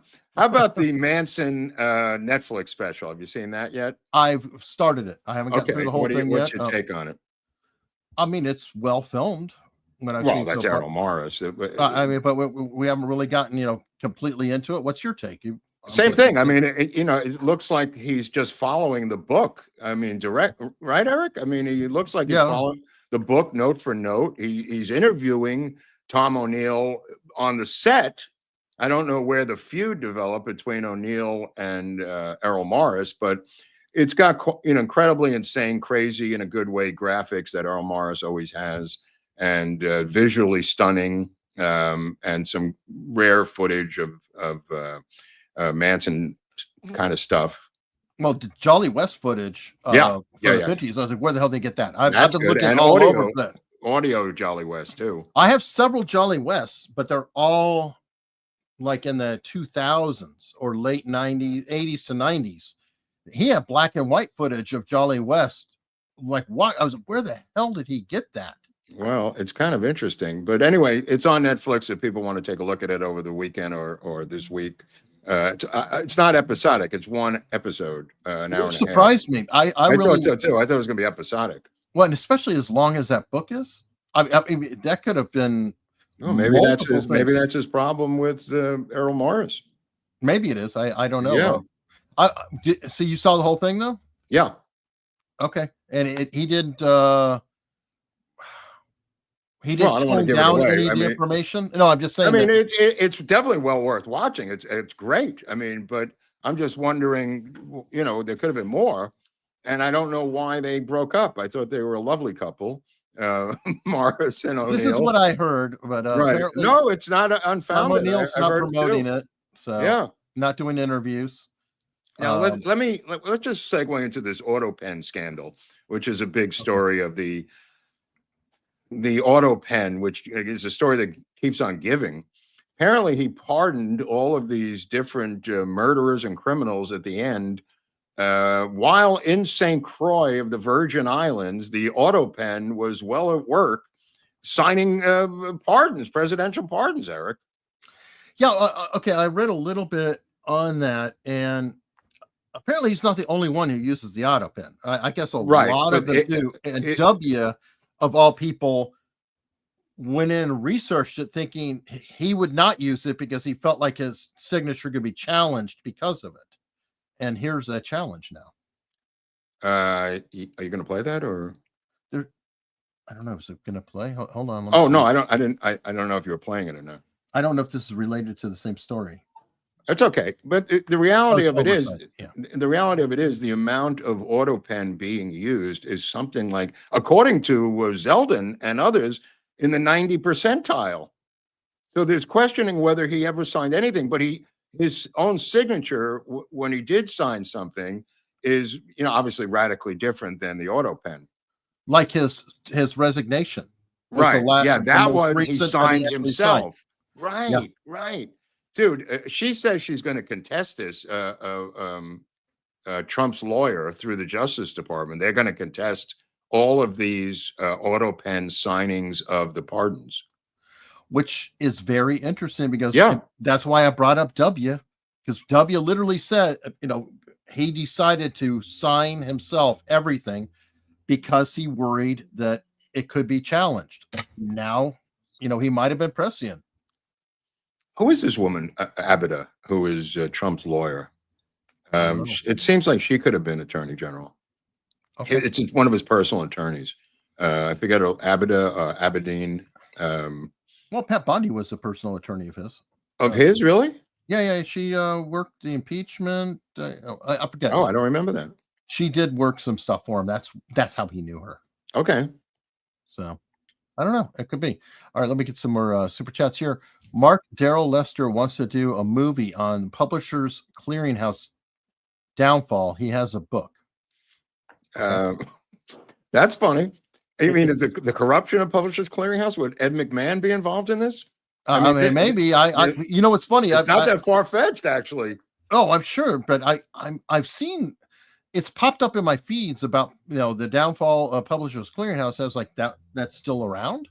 So I kind of thought it was a downfall like 20 years ago, but I don't even know. I don't know. It might have incredible corruption inside the story. Like Enron or something. I don't know the story, so I can't really comment on it. Well, a lot of sweepstakes have that kind of thing going. I mean, you had the whole McDonald's Monopoly game scandal. Yeah, that was a great one. That was a great one. I know. If 9/11 didn't happen, it would have been even greater. Well, it got buried. It literally 16 years later, it came out. There's a new documentary out called Last Take, Rust and the Story of Helena. It's on Hulu, apparently a great documentary just breaking this week about her life and everything else regarding her murder. And they're saying in contrast to the Baldwins, which is some crazy reality show, it's an enormous contrast in gravitas. No, that's awesome. I did not know that. That's why I'm mentioning. Called Last Take, Rust and the Story of Helena. I like that it's from her angle too. Yeah, it is completely focused on her life. Yeah. Well, good. I mean, Baldwin gets enough focus. Yeah. I mean, good God. All right. Okay. I don't know if you noticed yesterday, it was very difficult to do anything on X. I didn't notice that. I don't know what, I mean, I was busy futzing around, but I didn't notice that. I heard that he says he was hacked, but it may have been repaired by the time I went on there. Yeah, he's saying that the IP addresses are linked with addresses in the Ukraine area. Well, it's either us or them. It's either, CIA doing it on the part of Ukraine or Ukraine doing it on the part of Ukraine. It could be. It could be. What are your thoughts on Anonymous? Anonymous? I always thought it was a CIA operation. You mean the group? Yes. Yeah, I always thought it was a PSYOP, a CIA PSYOP. Okay, but because coincidentally, Anonymous has declared war on Elon Well, and whatever. Then else. of course they're back. Yeah, they're back. So, good times. Let me ask you about your opinion. I meant to ask people this in the chat and also in the comment section. This FEMA being given back to the states, Eric. What is your take on FEMA being state-run as opposed to federal? In other words, that each state would have a miniature FEMA, and apparently this is from Trump, and I'm opposed to it. And I wanted to get your opinion on it because despite it being a government agency, FEMA, with a lot of problems, what if your state is devastated by an earthquake? I mean, you know what I mean? Like, I'm talking about, what if your state, the infrastructure is destroyed now and your FEMA is destroyed? You know what I mean? I don't know if they thought this through, but that was the first thing that popped into my mind, being in an earthquake state here, where you may be decimated as a state, and now your FEMA is decimated as well, Eric. Maybe that's the feature. Well, I don't know how that helps anybody. I guess here's the. It depends on your viewpoint, and I can see both sides, so I'm not going to take a strong stand. Well, the people can take a stand below. That's just my take on it. But no, I understand that. But I can also see the alternative side of, if you are shitheads and all the money we send to you for levies, you blow on everything else, and then you have a horrible incident, see Katrina, or you don't bother filling the reservoir because you don't want to fix things, and you have horrible fires that could have been tamped down a little bit.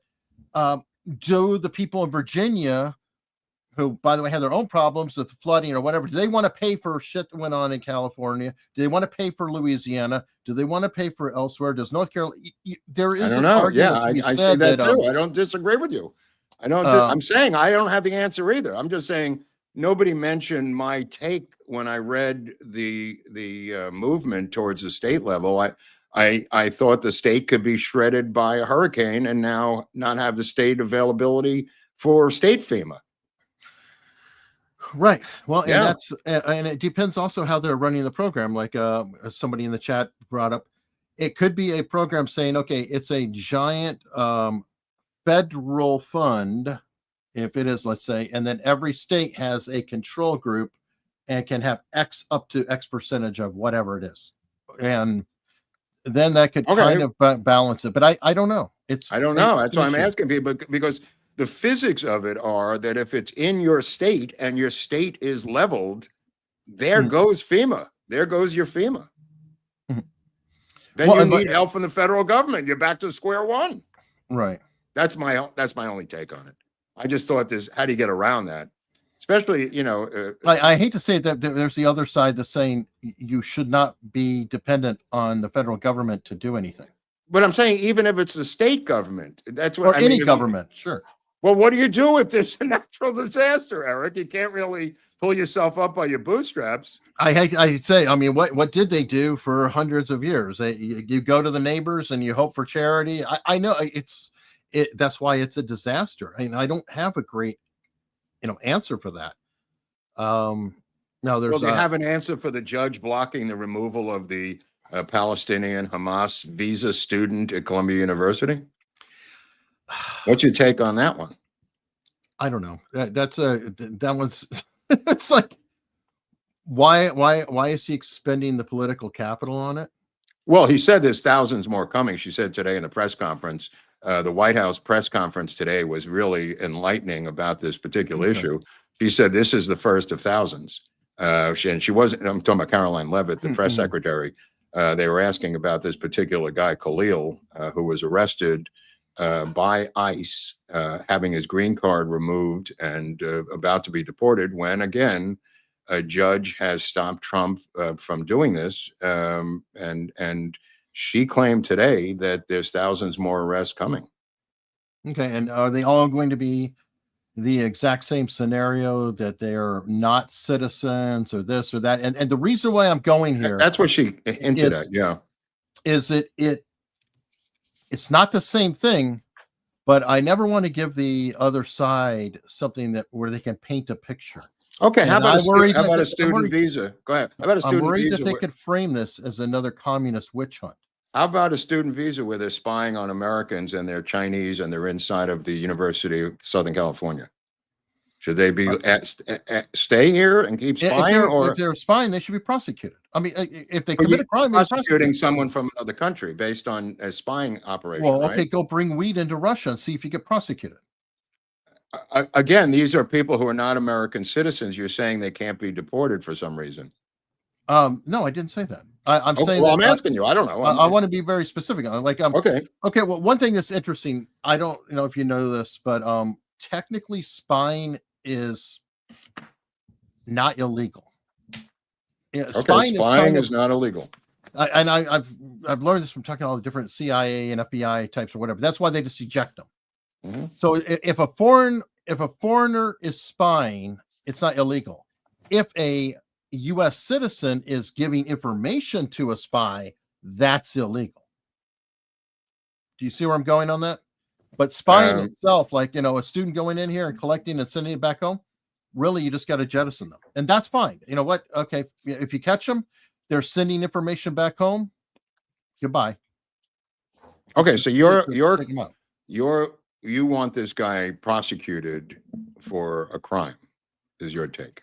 If he has actually, done espionage or whatever it is, then yeah, kick him out. Okay. No Now, what problem. about I just want to get, we don't have much time, but I want to get to this Loudermilk committee that's investigating J6. The Loudermilk committee is now been given documents, according to Kash Patel and the FBI, regarding the pipe bomb, the phony pipe bomb, Eric.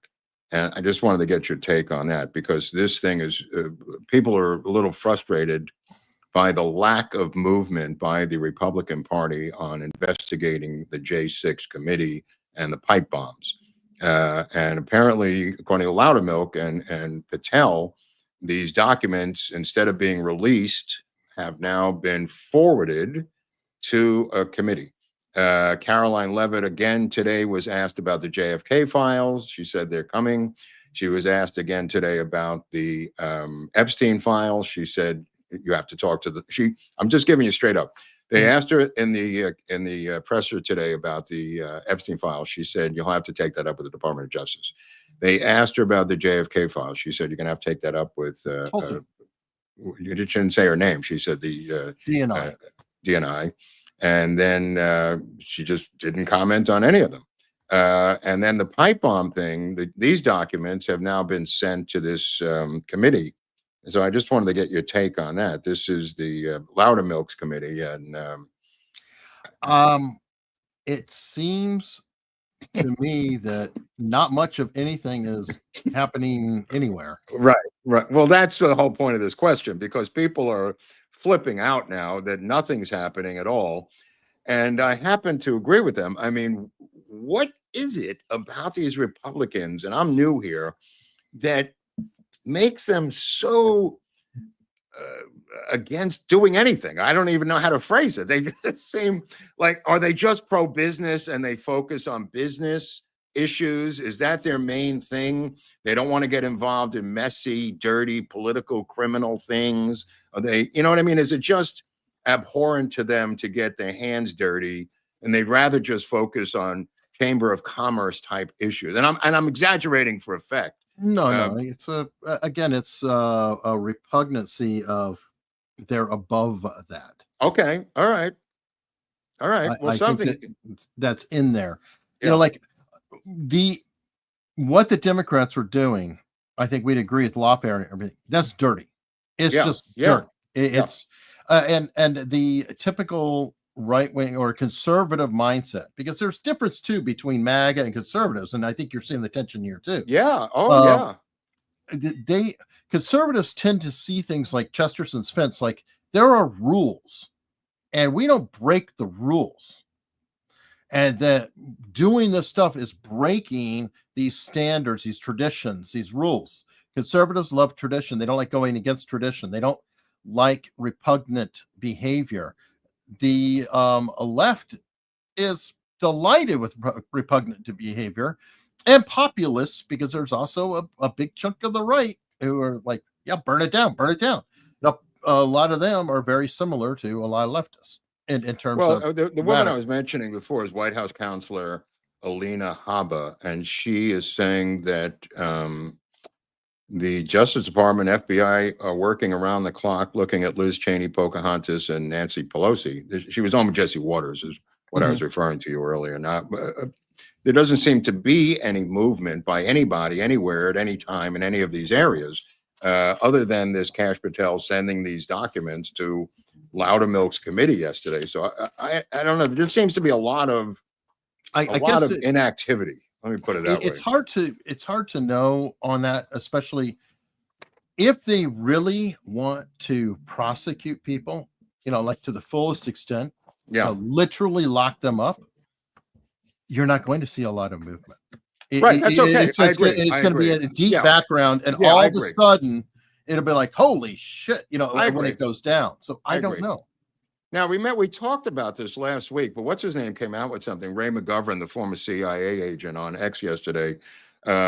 We had this unconfirmed report that the Seth Rich documents would be released on March 10th. And he apparently, McGovern, is responding. It's a court order that supposedly McGovern is citing, which was what I was citing, about Seth Rich's murder in July 2016. And yet nothing happened on that we know of on March 10th. I haven't seen the court order. We talked about this on Friday. I was looking for it. I could not find a single instance about it other than this original tweet from a guy saying he was told. Right. No, but Ray McGovern has the documents himself. McGovern, if you want to follow him on Twitter, the former CIA operative, he's been covering this story for a long time. So I'm not an expert on this particular story, but we did cover the phone being put in by Patel. But one thing we didn't cover is this story about Snow White. I am haunted by the trailer of Snow White, which is coming out with the 7 CGI dwarves, Eric. I don't know if you've heard about the Disney, the latest adventure. They dropped the trailer yesterday. That's why. And the trailer went right to the bottom of the barrel, and everyone turned on the trailer for Snow White. So this thing apparently has all the earmarks of being yet another Disney bomb. That one's got a long history, because the CGI dwarves came out. Okay, first off, the dwarves were not dwarves. They were live action actors, and they were all like trans and people of differentiation is the best way I can put it. Well, let me give people the history of the dwarves, because the dwarves were cast, and a guy named Peter Dinklage, who's the Marlon Brando of the dwarves, the king of the dwarves, went to Disney and said he was outraged that they were casting dwarves, that this would set back the dwarf progressive people's movement 100 years. So the dwarves came out and denounced Peter Dinklage, saying we need to work too. We can't just keep living as lollipop kids the rest of our lives. So a dwarf war emerged between, or little people war, because even the term dwarf is considered. Well, they called themselves dwarves, so I'm just using what the name of the movie is 7 Dwarfs. So Dinklage apparently was upset that anybody but him would get into the dwarf acting market. And these guys went on TV and denounced Dinklage, saying, look, we need to work with dwarves. It's not like we have a show every 6 weeks that comes on. And Dinklage apparently didn't want anybody to rise to the level of Dinklage or threaten his kingdom of the dwarves. Right. He closed the dwarf door behind him. He closed the dwarf door behind him. He won't let anybody in. He actually played a goat in Wicked you don't even know, you didn't see him. He was playing a goat. He was inside of a goat costume. Anyway, so Disney sided with Dinklage and fired all the dwarves. The 7 dwarves got shit canned, and they were replaced by CGI dwarves, which is where we are with this movie about to come out. Just to give Well, you yeah, a but you background. didn't forget all the trans people and stuff that were in there too, because they actually replaced them and literally cut them out of the dude. It's bad. I don't know if these dwarves were trans or not trans, but they were real dwarves and had real lives and real feelings, and their feelings and economic life was cut short by Peter Dinklage and his political agenda, saying that showing 7 dwarves in Snow White in this particular time and place is regressive. Right. Okay. Yeah. Guess you don't remember the other. No, they No, had, I don't know that part of it. So yeah. this, Now the other story I was going to tell you about is Love Is Blind. I don't know if you heard about this show, where you hook up, you marry the person. Love is blind. She's apparently not happy that the groom wasn't woke enough. Is this from this movie?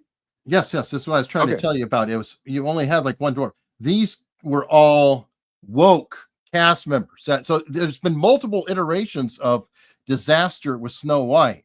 Then they did the CGI after they had filmed these guys. Right, and but before this, right, they had 7 actual dwarves. Right. Okay, that I didn't know about this iteration of the dwarf story. You're correct. Okay, so that's why I just wanted to clear. Yeah, I didn't know. About, oh my God, this is crazier and crazier, Eric. Now this Love Is Blind story. I don't know if you followed this. The girl is about to get married to the groom at the altar. They're actually at the altar, and she realizes white blonde nurse, a very attractive nurse, realized that her husband to be did not support Black Lives Matter, and she pulled the plug on the wedding right at the altar, Eric, that he wasn't woke enough. And he, when interviewed, said, look, I don't have any opinion on these things. Like, she kept asking his opinion on George Floyd and BLM and all these different woke things, LGBTQ. It's not like he was opposed to any of it. He just had no opinion. And that was not enough for her. No, okay. That's her story. Okay. I personally think she did this show. It's a bullshit reality show. There's a ton of problems with that show. Okay. She wanted to have her freaking 15 minutes of mega fame. Didn't really want to marry the guy for whatever reason. It might be had bad breath, or it might be just she's just weird.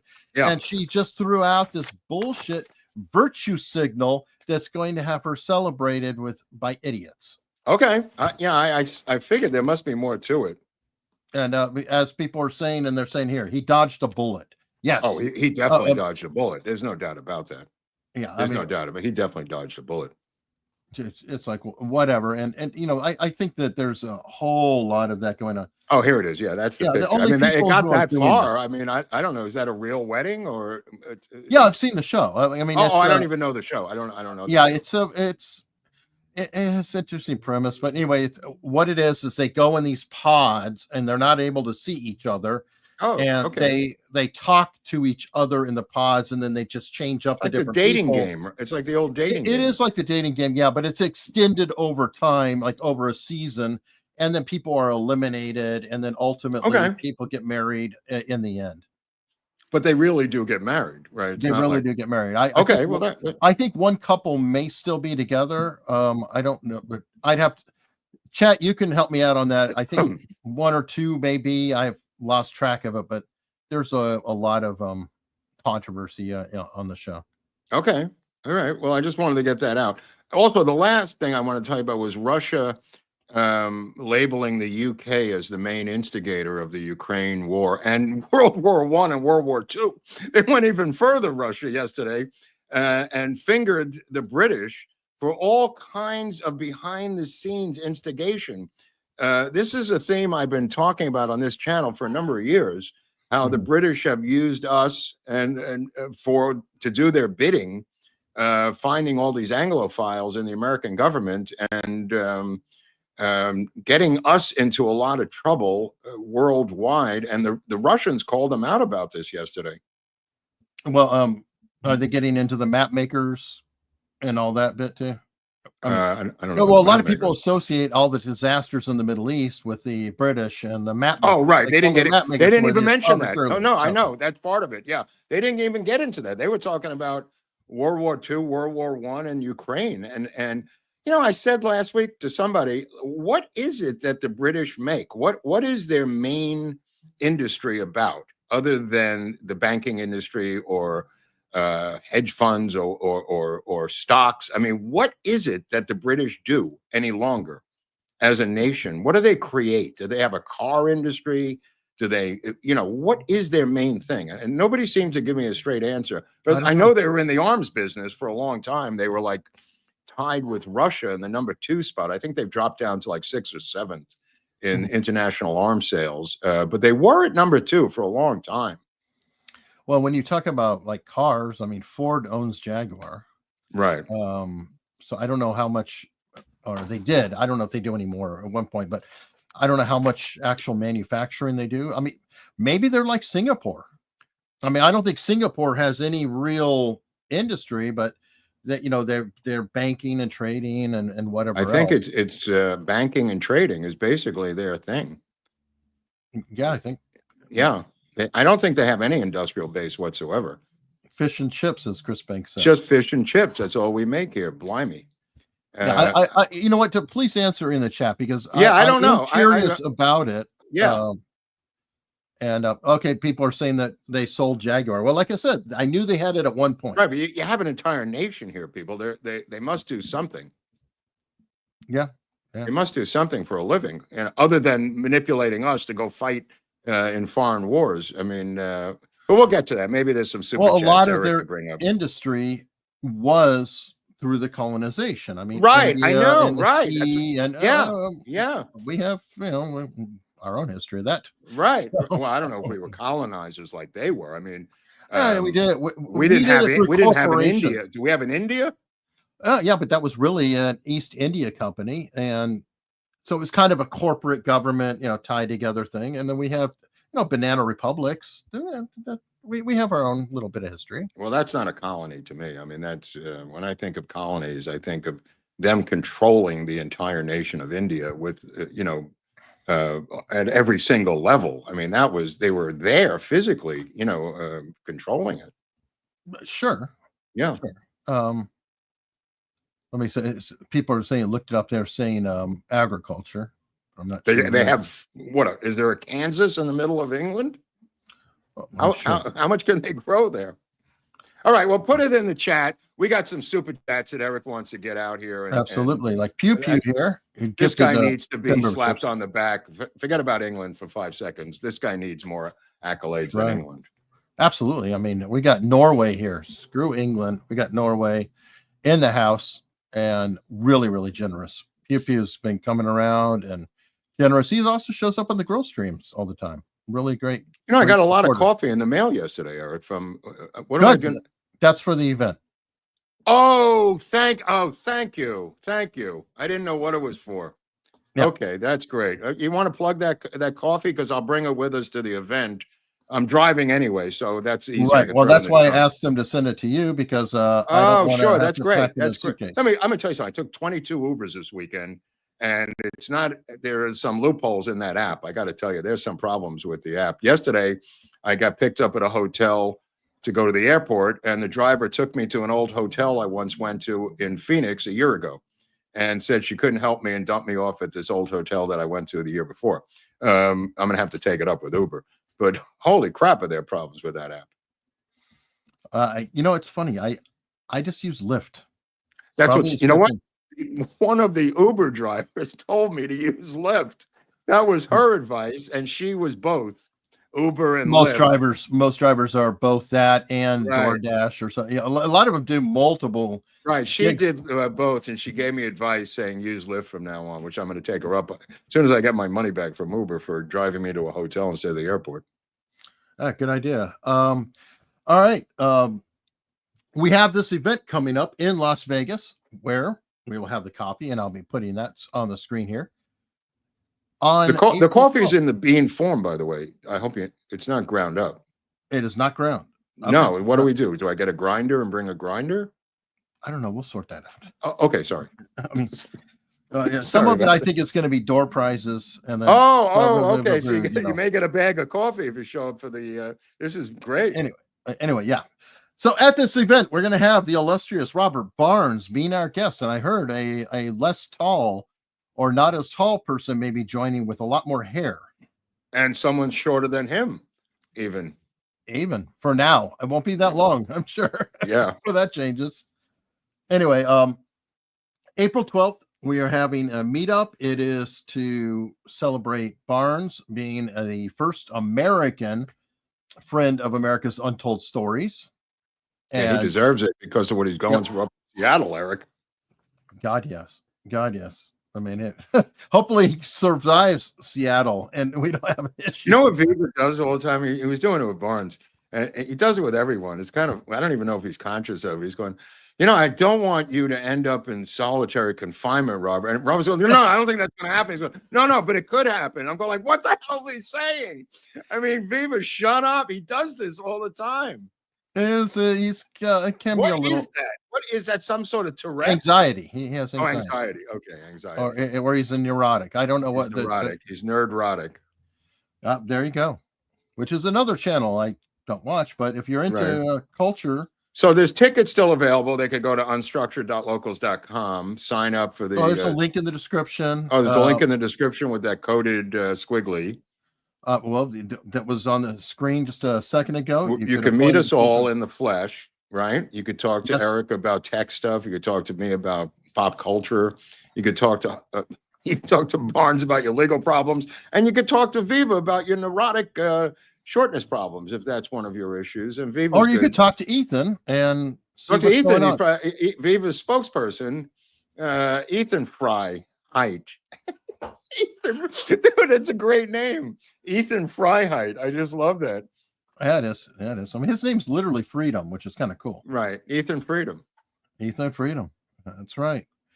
All right, and there you get the aforementioned coffee, and I recommend. Yeah. You may want to buy some of this coffee now. We were talking about the tariffs earlier. I brought this up on Friday. Now he was able to buy a bag of the Mexican Chiapas beans from somebody who hasn't jacked up on the tariff rates. We have an issue going on where I think a lot of companies use the tariffs to inflate their prices. So while if a tariff gets announced, all of a sudden the price sheets go completely, up like crazy. Wow. And that can affect us, affects us too, affects everybody personally. And right now, we have this, but we're actually testing alternate mix just in case on the tariffs. So is that true? Wow.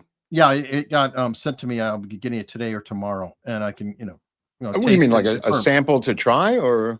Yeah. Okay. Yeah. Going with possibly Honduras or Nicaraguan beans instead of Mexican beans. Did you see that? What's his name?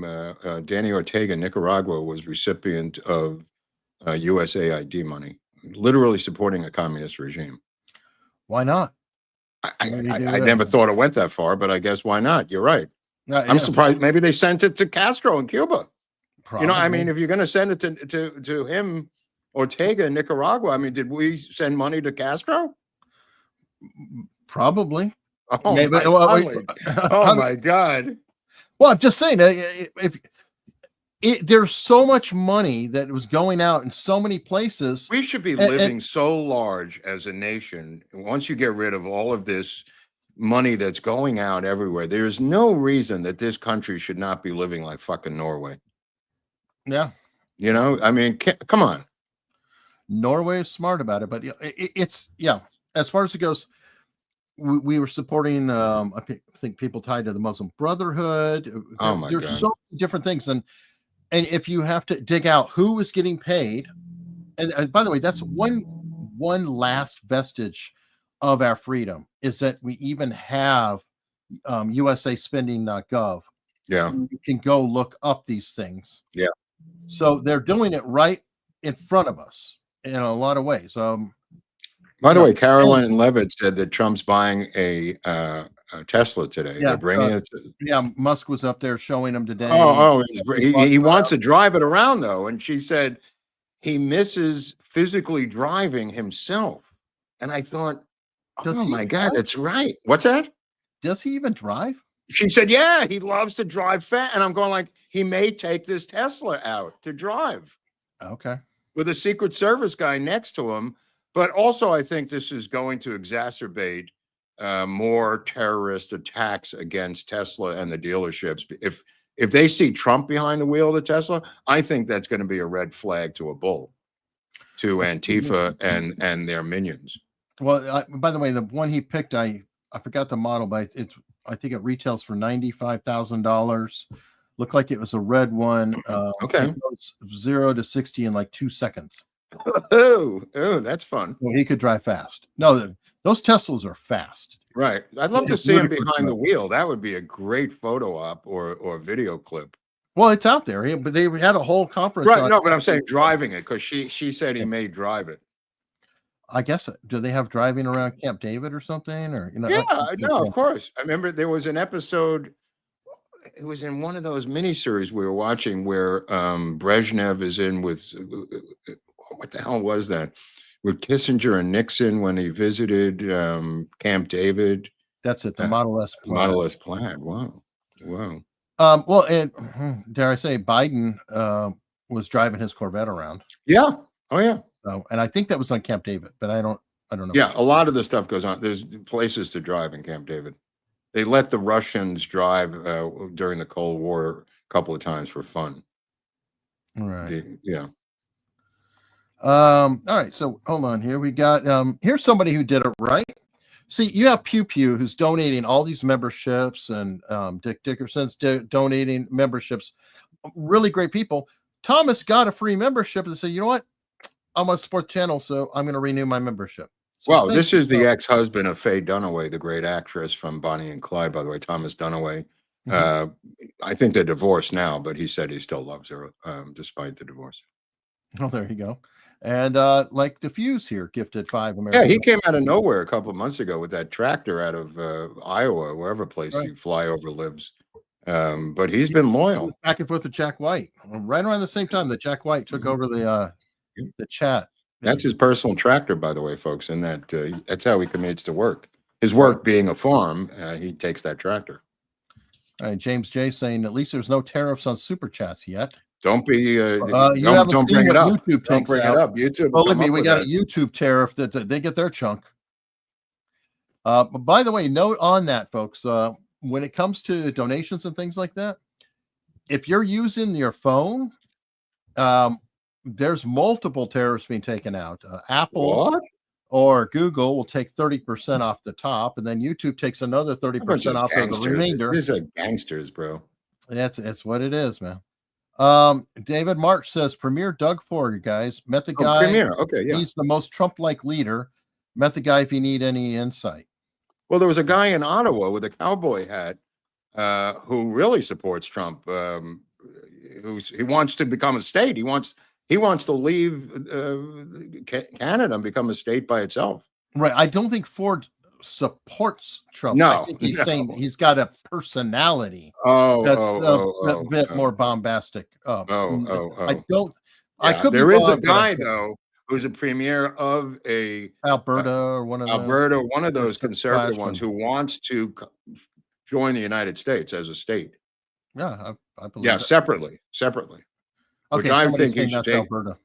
Alberta, I think he should consider that separately instead of this big Canada thing, just picking them apart. Well, that's what I said. Oh, Because you guess did? what? I didn't know Guess that. where all the oil is? Alberta. Yeah. So Hmm. coincidentally, the most resource-rich areas of Canada are the most conservative. Can we And have they're a paying for the rest of false the country. flag event that would allow us to go into Canada under the pretense of, responding to a false flag?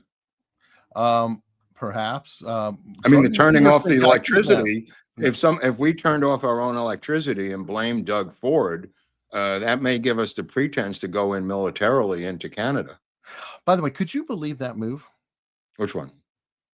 Threatening to turn off electricity. Oh no! I mean, that's an act of war. I mean, yeah, he Eric, that's an act Trudeau of war. had to be on the phone. Somebody had to be on the phone saying, "You gotta knock that shit off." I mean, Yeah. doing the tariff, fine, but coincidentally, he does the tariff after Trump had already paused.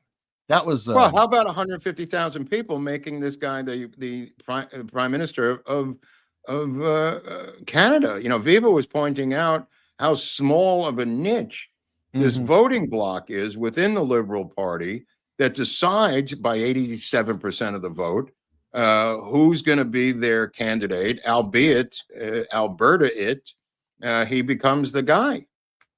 Yeah. Because of their control up there. But it literally decided by 150,000 people. Wow. Yeah, I don't know if that's democracy, folks. They say it's a parliamentary democracy, but is it really when it's controlled by such a small amount of voters? Well, it's kind of like Alvin Bragg in New York. Yeah. Well, that's a turnout problem, though. This is not a turnout. This was the Liberal Party insiders voting for their candidate. You know, and they're thereby winning because I guess they control the country. Right. What? All right, sorry. I'm gonna have to ask Viva about it. Pasha saying it was more than pets, also rivers, forests, etc. That was Did they want to humanize rivers and forests? To humanize them? I guess. I don't know. Give them okay. I guess that makes sense. He's got that good weed up there in Minnesota. Rich is good. Yeah, Rich is great. Rich is great. Absolutely. Yeah. Come on, Rich. What was that Trump kryptonite you were talking about the whole election season? Trump kryptonite. Well, he's not on right now, so we can't answer that right now. Sorry about that. Trump and Rubio resumed sending money, intelligence, and weapons to Ukraine today. It's time MAGA starts waking up and calling Trump out. If he wanted to end the war, he would stop sending our money and weapons and walk away. They came to a agreement, right? And he started to resume, to a point which could be shut off tomorrow. Yeah, it's a negotiation. Hey, Bake, it's a negotiating tactic, bro. It's a negotiating tactic. This thing's coming to an end. I know it's not fast enough for you or for me, as a matter of fact. Well, and also keep this in mind. Got Ukraine to agree. Need Russia to agree, and there's got to be the stick part. There's the carrot and the stick, so there's got to be a little bit of a stick. So Russia comes to the table. Hey, they could have a ceasefire, and guess what? Ceasefires have been violated. So you know, I know that sounds insane, but there's a long history of ceasefires being violated while you're negotiating. Right, true. Fuse 56. Maybe the Dems should have run the auto pin for POTUS. Might have done better. Well, probably be a little less. Well, there's a question. The real question to get into the physics of it is there's a designated lawyer in charge of the auto pen. That's the Achilles heel of this operation. So they're going to focus on the designated lawyer who runs the auto pen. I didn't know anything about this. And he is apparently sworn to uphold the sanctity of the auto pen. It's not like 50 guys. I didn't realize this. There's one guy who they designated to be the auto pen guy, and that's the guy who's going to get a subpoena. Which, by the way, if you remember Mike Johnson talking about how Biden didn't know about the EO dealing with Louisiana, is it possible the auto pen guy could have put in other things that Biden didn't even sign? That's the they're going to have to. She's claiming that they're going to get to the bottom of this auto pen thing. That by itself is a separate freestanding scandal that may negate all the pardons. It might, but yes, I would like to audit every single. Okay, what if it goes to the Supreme Court and the Supreme Court rules that these are invalid because he physically didn't sign it? Barnes was talking about the same thing in this Seattle case, how the judge was being auto-penned up there and a piece of blank paper was attached to the documents showing that there's no indication that she even read the documents. But part of the real signing is to indicate that you read it. Barnes was talking about in terms of court cases. Right. They're using auto pens up there, just attaching it to documents, and there's no indication that they've even read the documents. Yeah, well, I mean, this isn't even just there. I think this was Canada because I think Runkle brought it up. There was a judge there who pre-generated 3 orders, like for different sentences, and then handed down the judgment, he had accidentally brought the wrong order. So he had like a order, and these aren't the exact numbers, but like 5 years, 7 years, 9 years, right? Wow. He meant to do the 5, but he brought the 7, for example. And then he read the sentence off, but he was so embarrassed that he got the wrong order that he went in and sentenced the person anyway. Oh my God, that's crazy. And then now he's trying to say, well, and trying to get out of it. So there's some really weird. There's a lot of wiggle room in this auto pen thing, and I could see this going to the Supreme Court, where they've got to get off their fat asses and make a ruling on whether an auto pen is a person, because there's no connection to whether he's cognizant of the auto pen.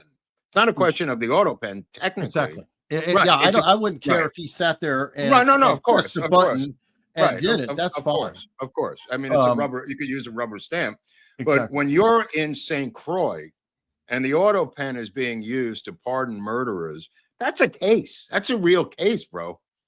That's a Supreme Court level case, and I think that's what she's implying here in this Jesse Waters visit yesterday. My issue is not the pen either. My issue is that you have to be sure that the intent of the person matched the pen. Like, if it's separate, How do you do that? How do you do that? I don't know. I mean, Let's play it out. You get the lawyer under oath, and he says, "Here's a document. It's auto pen signed, random document." At what point did you speak with President Biden about this document? Never spoke to him. Oh, no, I'm just. Well, no, that's what I said. This is why you need to audit every single order, because, like when you said about the St. Croix, okay, that could be, hey, I want all 1,000 signatures. Okay, but you got to prove that, bro. You got to prove that. No, I agree. So I'm saying audit it. But what if this was, and I don't even think this is far fetched. What if Blinken and these guys were in cahoots with the lawyer, and they needed these things signed all for 4 years, anytime they wanted? That was my point. And he says under oath, I signed it I'm just making this up. Right. Under oath, he says, I signed this many times at the direction of Secretary of State Blinken, without President Biden indicating to do so. Okay. Right. That's not insane. Like the Mike Johnson example I brought up. Yes. Possibly. Yes. And there could be more. Well, they're saying 95% of these were auto pen signed for 4 years. Well, I get that, but if that was just the way he signed all the time, cool. But how many things were signed without his knowledge? That's well, what we want. Why did he not use the auto pen for his own resignation? He wanted that one to count. Well, then maybe the other ones don't count. I don't know. Yeah. Well, this is going to have to be resolved. This has got to go to the courts. I mean, right now we can look at Trump because we watch him signing. Oh yeah, he's not taking any chances. No, and he's doing it on camera and having little conversations with people and holding them up, which I think is it's the most deliberate. Transparent administration in American history. Good or bad, whether you agree with his policies or not, the transparency is not one of the problems. No, but he's taken it to a new level, and I thought that was, like somebody pointed out, it's like, it was really brilliant that Ronald Reagan was the first one who brought up like a cast, if you will, who would say, this is Mrs. Smith, and her husband lost their job, blah, blah, blah, blah. And everybody would go, oh, look at that. Trump took that to the next level, where he said, this is this poor woman who was killed, blah, blah, blah. We're going to rename this park after her. Oh, that's a good idea. That's a good one. He signed it right there during a speech. That's a good one. And then the boy, when DJ got sworn in right there. And so he adds a showmanship. And I think it's brilliant that he's not only signing, everybody's seen it, but he's putting on a show for every single Don't one. forget, I'll tell you another good movie, Nixon and Elvis. When Elvis came and he wanted his Secret Service badge, not unlike DJ, Nixon said, well, bring him in. Let's have a look at it now, Henry. Let's see what he's got. And Elvis came in, which is it's in a documentary, and then there's a feature film about it. Both of them very entertaining. All right. Uncovered 80s Vault. Ed wasn't part of PCH's huge billion dollars of loss. Craziness. Ed's thing was American Family Publishing. Oh, okay. Ed McMahon. Right. Okay. I was trying to get there. Okay. Ed McMahon wasn't part of, I don't know. I think he was just a gun for hire, an actor. I thought he did the Publishers Clearinghouse, that he walked with the check. He did, but I'm saying he's just an actor. But I don't think he was financially involved in them. Okay. Yeah, right. That makes sense. He was a spokesman. Yeah. He was a spokesperson, but it would be great in a documentary to yeah. show a drunken Ed McMahon, getting out of the house and just, if you had outtakes on Ed McMahon delivering the check and dropping it, that would be entertaining. 100%. All right, David March. FEMA didn't exist before the Carter admin. True. Somehow states managed to survive lots of disasters. Perhaps you should look at civil defense again. Yeah, there. Okay. A very valid argument there. 3, activist judges will not stop until some are literally impeached. No gaggle of judges should be allowed to override the executive. SCOTUS only on constitutionality. We didn't vote cryptocurrency. Cryptocracy. Thank you. And love the that's a good idea. I mean, but something's got to give here. This willy-nilly having a DMV motor pool judge stopping a war. This is way out of proportion. It's insane. Look, either he pulls an Andrew Jackson and says, take me to the Supreme Court, put the onus on them. Good luck getting up there yourselves instead of him having to go to the Supreme Court. I say flip the entire script, ignore these lower judge rulings, tell them to go to the U.S. Supreme Court. But in the meantime, I'm doing A, B, C, D, and E. If anybody likes that idea, please comment down below. Yeah, essentially the Andrew Jackson is, now you've ruled, let's see you enforce it. Right, but I'm saying even reversing the process, having a district court judge in Manhattan rule against gigantic things that he's doing, they should be forced to go to the Supreme Court, not him, to stop them. In other words, keep it going until your court, whoever your representative is. Sometimes it's Democratic attorney generals and like Letitia James. Make Letitia James go to the Supreme Court. Let her wait online for fucking months, in the meantime. Yeah, I mean, it is. That's the main. It's a loophole in this system that the Democrats always find them. Yes, it started with Obama. They found every single loophole and exploited it, and this is a major one. Yeah, they've been doing it for a while. Hell, really yeah. Let me see. Sean Brim, my uncle Eddie Dean was an agent / manager exclusively for little people in the 80s, 90s, and early aughts. They were disenfranchised from show business. He's right. Sean's right. I mean, they're completely disenfranchised. And the reason I was mentioning it is because they finally got a chance to work on this thing. And here's Peter Dinklage, of all people. You would think he's the Martin Luther King of midgets. The Martin Luther King of midgets is putting the kibosh on the freedom riders. Well, it's the hypocrisy of it too. I mean, it's like, well, gee, Peter Dinklage, what made you famous? What is it that people saw you in? Game of Thrones? What character was that you were playing? What was he again? Yeah, it is hypocrisy. Shouldn't I'm no Dinklage fan. Yeah, I mean, shouldn't Tom Cruise be playing that character? Yeah, come on now. Yeah. So, and by the way, he's a good actor, but he's an ass. Well, he always plays a dwarf, which is limited. He stands tall. Nancy Remington, Trump's getting rid of FEMA. The money will go directly to the states to manage. Right. Again, my only qualm is if there's physical destruction of the state itself, who does, because I live in an earthquake zone. So this state is so incompetent that the FEMA building may collapse immediately. Then it's every man for himself. And there's really, a lot of people would argue, yes, every man for himself. Okay. I've never heard that argument, but okay. Well, it's kind of is that women and children too, or is it just men?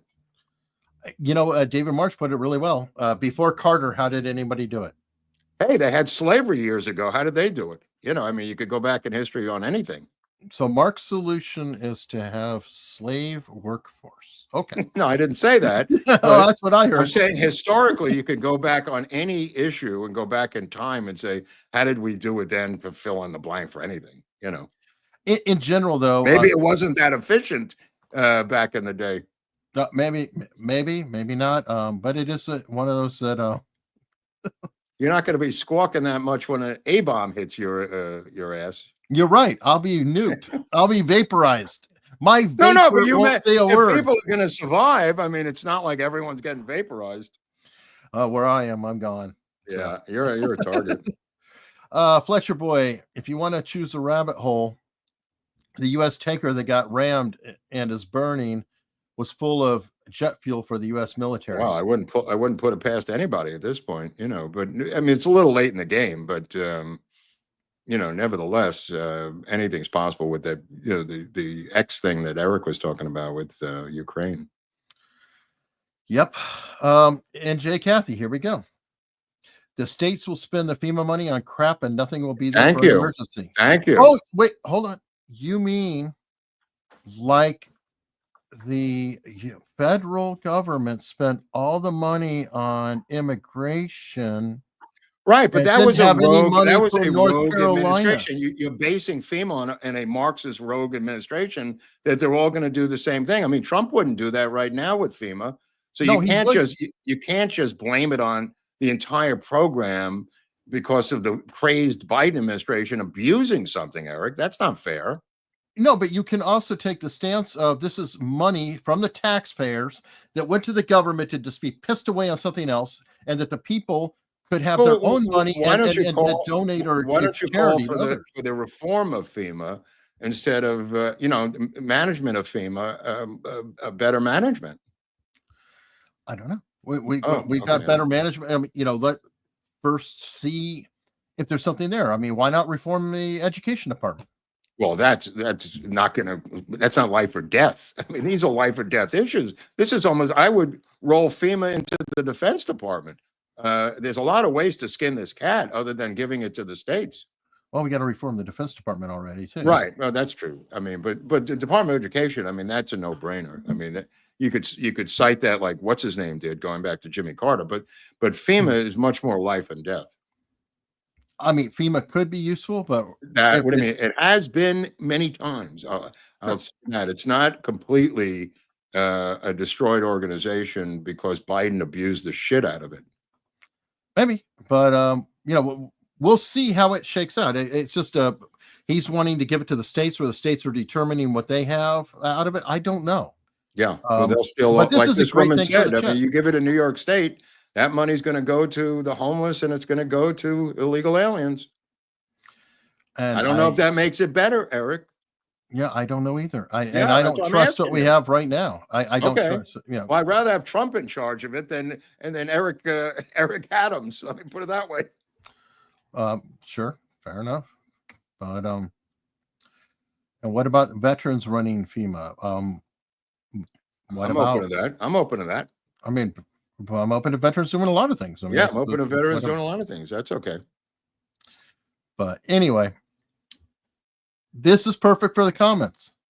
Yeah, that's why I did it. Yeah. And if there's another answer, that's awesome too. I don't have a good answer. I don't have the answer myself. I'm just raising the questions here. What happened on this thing now? Hold on. I hit the Department of Education got caught shredding documents today, somebody said. Wow. What's in their documents? Oh, God only knows. Just their internal policies, have to be ridiculous. Oh, right. Good point. So I love it. It's almost like a coup d'etat where they're shredding documents as the army is coming into the capital of Berlin, or the Iranian embassy, which was seized by the Iranians. They were shredding Remember, they were shredding documents left and right so they wouldn't be turned over to the Iranian students. Okay. Well, here's the final answer. Have dwarves run FEMA. That's a smaller FEMA then. That's a downsized FEMA. That's a little FEMA. That's not the big FEMA. You may be opposed to big FEMA or as opposed to big pharma, but little FEMA may not be as efficient. Well, it could be extremely efficient because it's I don't know. Smaller, more nimble. I don't know. It could do I don't things, know. but you know what is really efficient and smaller and nimble? What? Is locals. Oh, and locals. We're going to head over to our locals, which, by the way, you guys can follow us there for free. There's no ads. They're not going to do it. These are, you understand, they'd have to get off their couch and do something, and they're not going to do that, Hunley. Hey, you never know. We've got 284 people there right now. What are they doing? They have their own chat. I mean, Oh, right, right. there's their own chat right there, things like that. They don't want to deal with ads. They're going to hang out in locals, have no ads, no worries, no problems. Just a bunch of cool people. 2 more just joined, up to 286. Oh, because they know we're coming over there. Sure. That's right. And we are going to head there right now. All I'll be right. checking out. There's a link in the description right to this episode. You could be watching it or just go to unstructured.locals.com. You could do that anytime. Join the locals for free. And you could choose if you want to pay and support more, which will give you more things like the Oswald audio drama, different documents that we find. Oh, things what were like you that. asking me about? Some sort of links for LBJ? Yeah, because I have to look at it. LBJ Remind is me. Yeah, remind me. over halfway done, and we're trying to finish that out. But In the script, it says there's a list of links. you reference sound bites and things like media. Oh, okay, I have to look at it. Let me radio look shows at and it. stuff. I'll look So- at it tonight. Okay. All right. Well, everyone, we'll see you momentarily in Locals.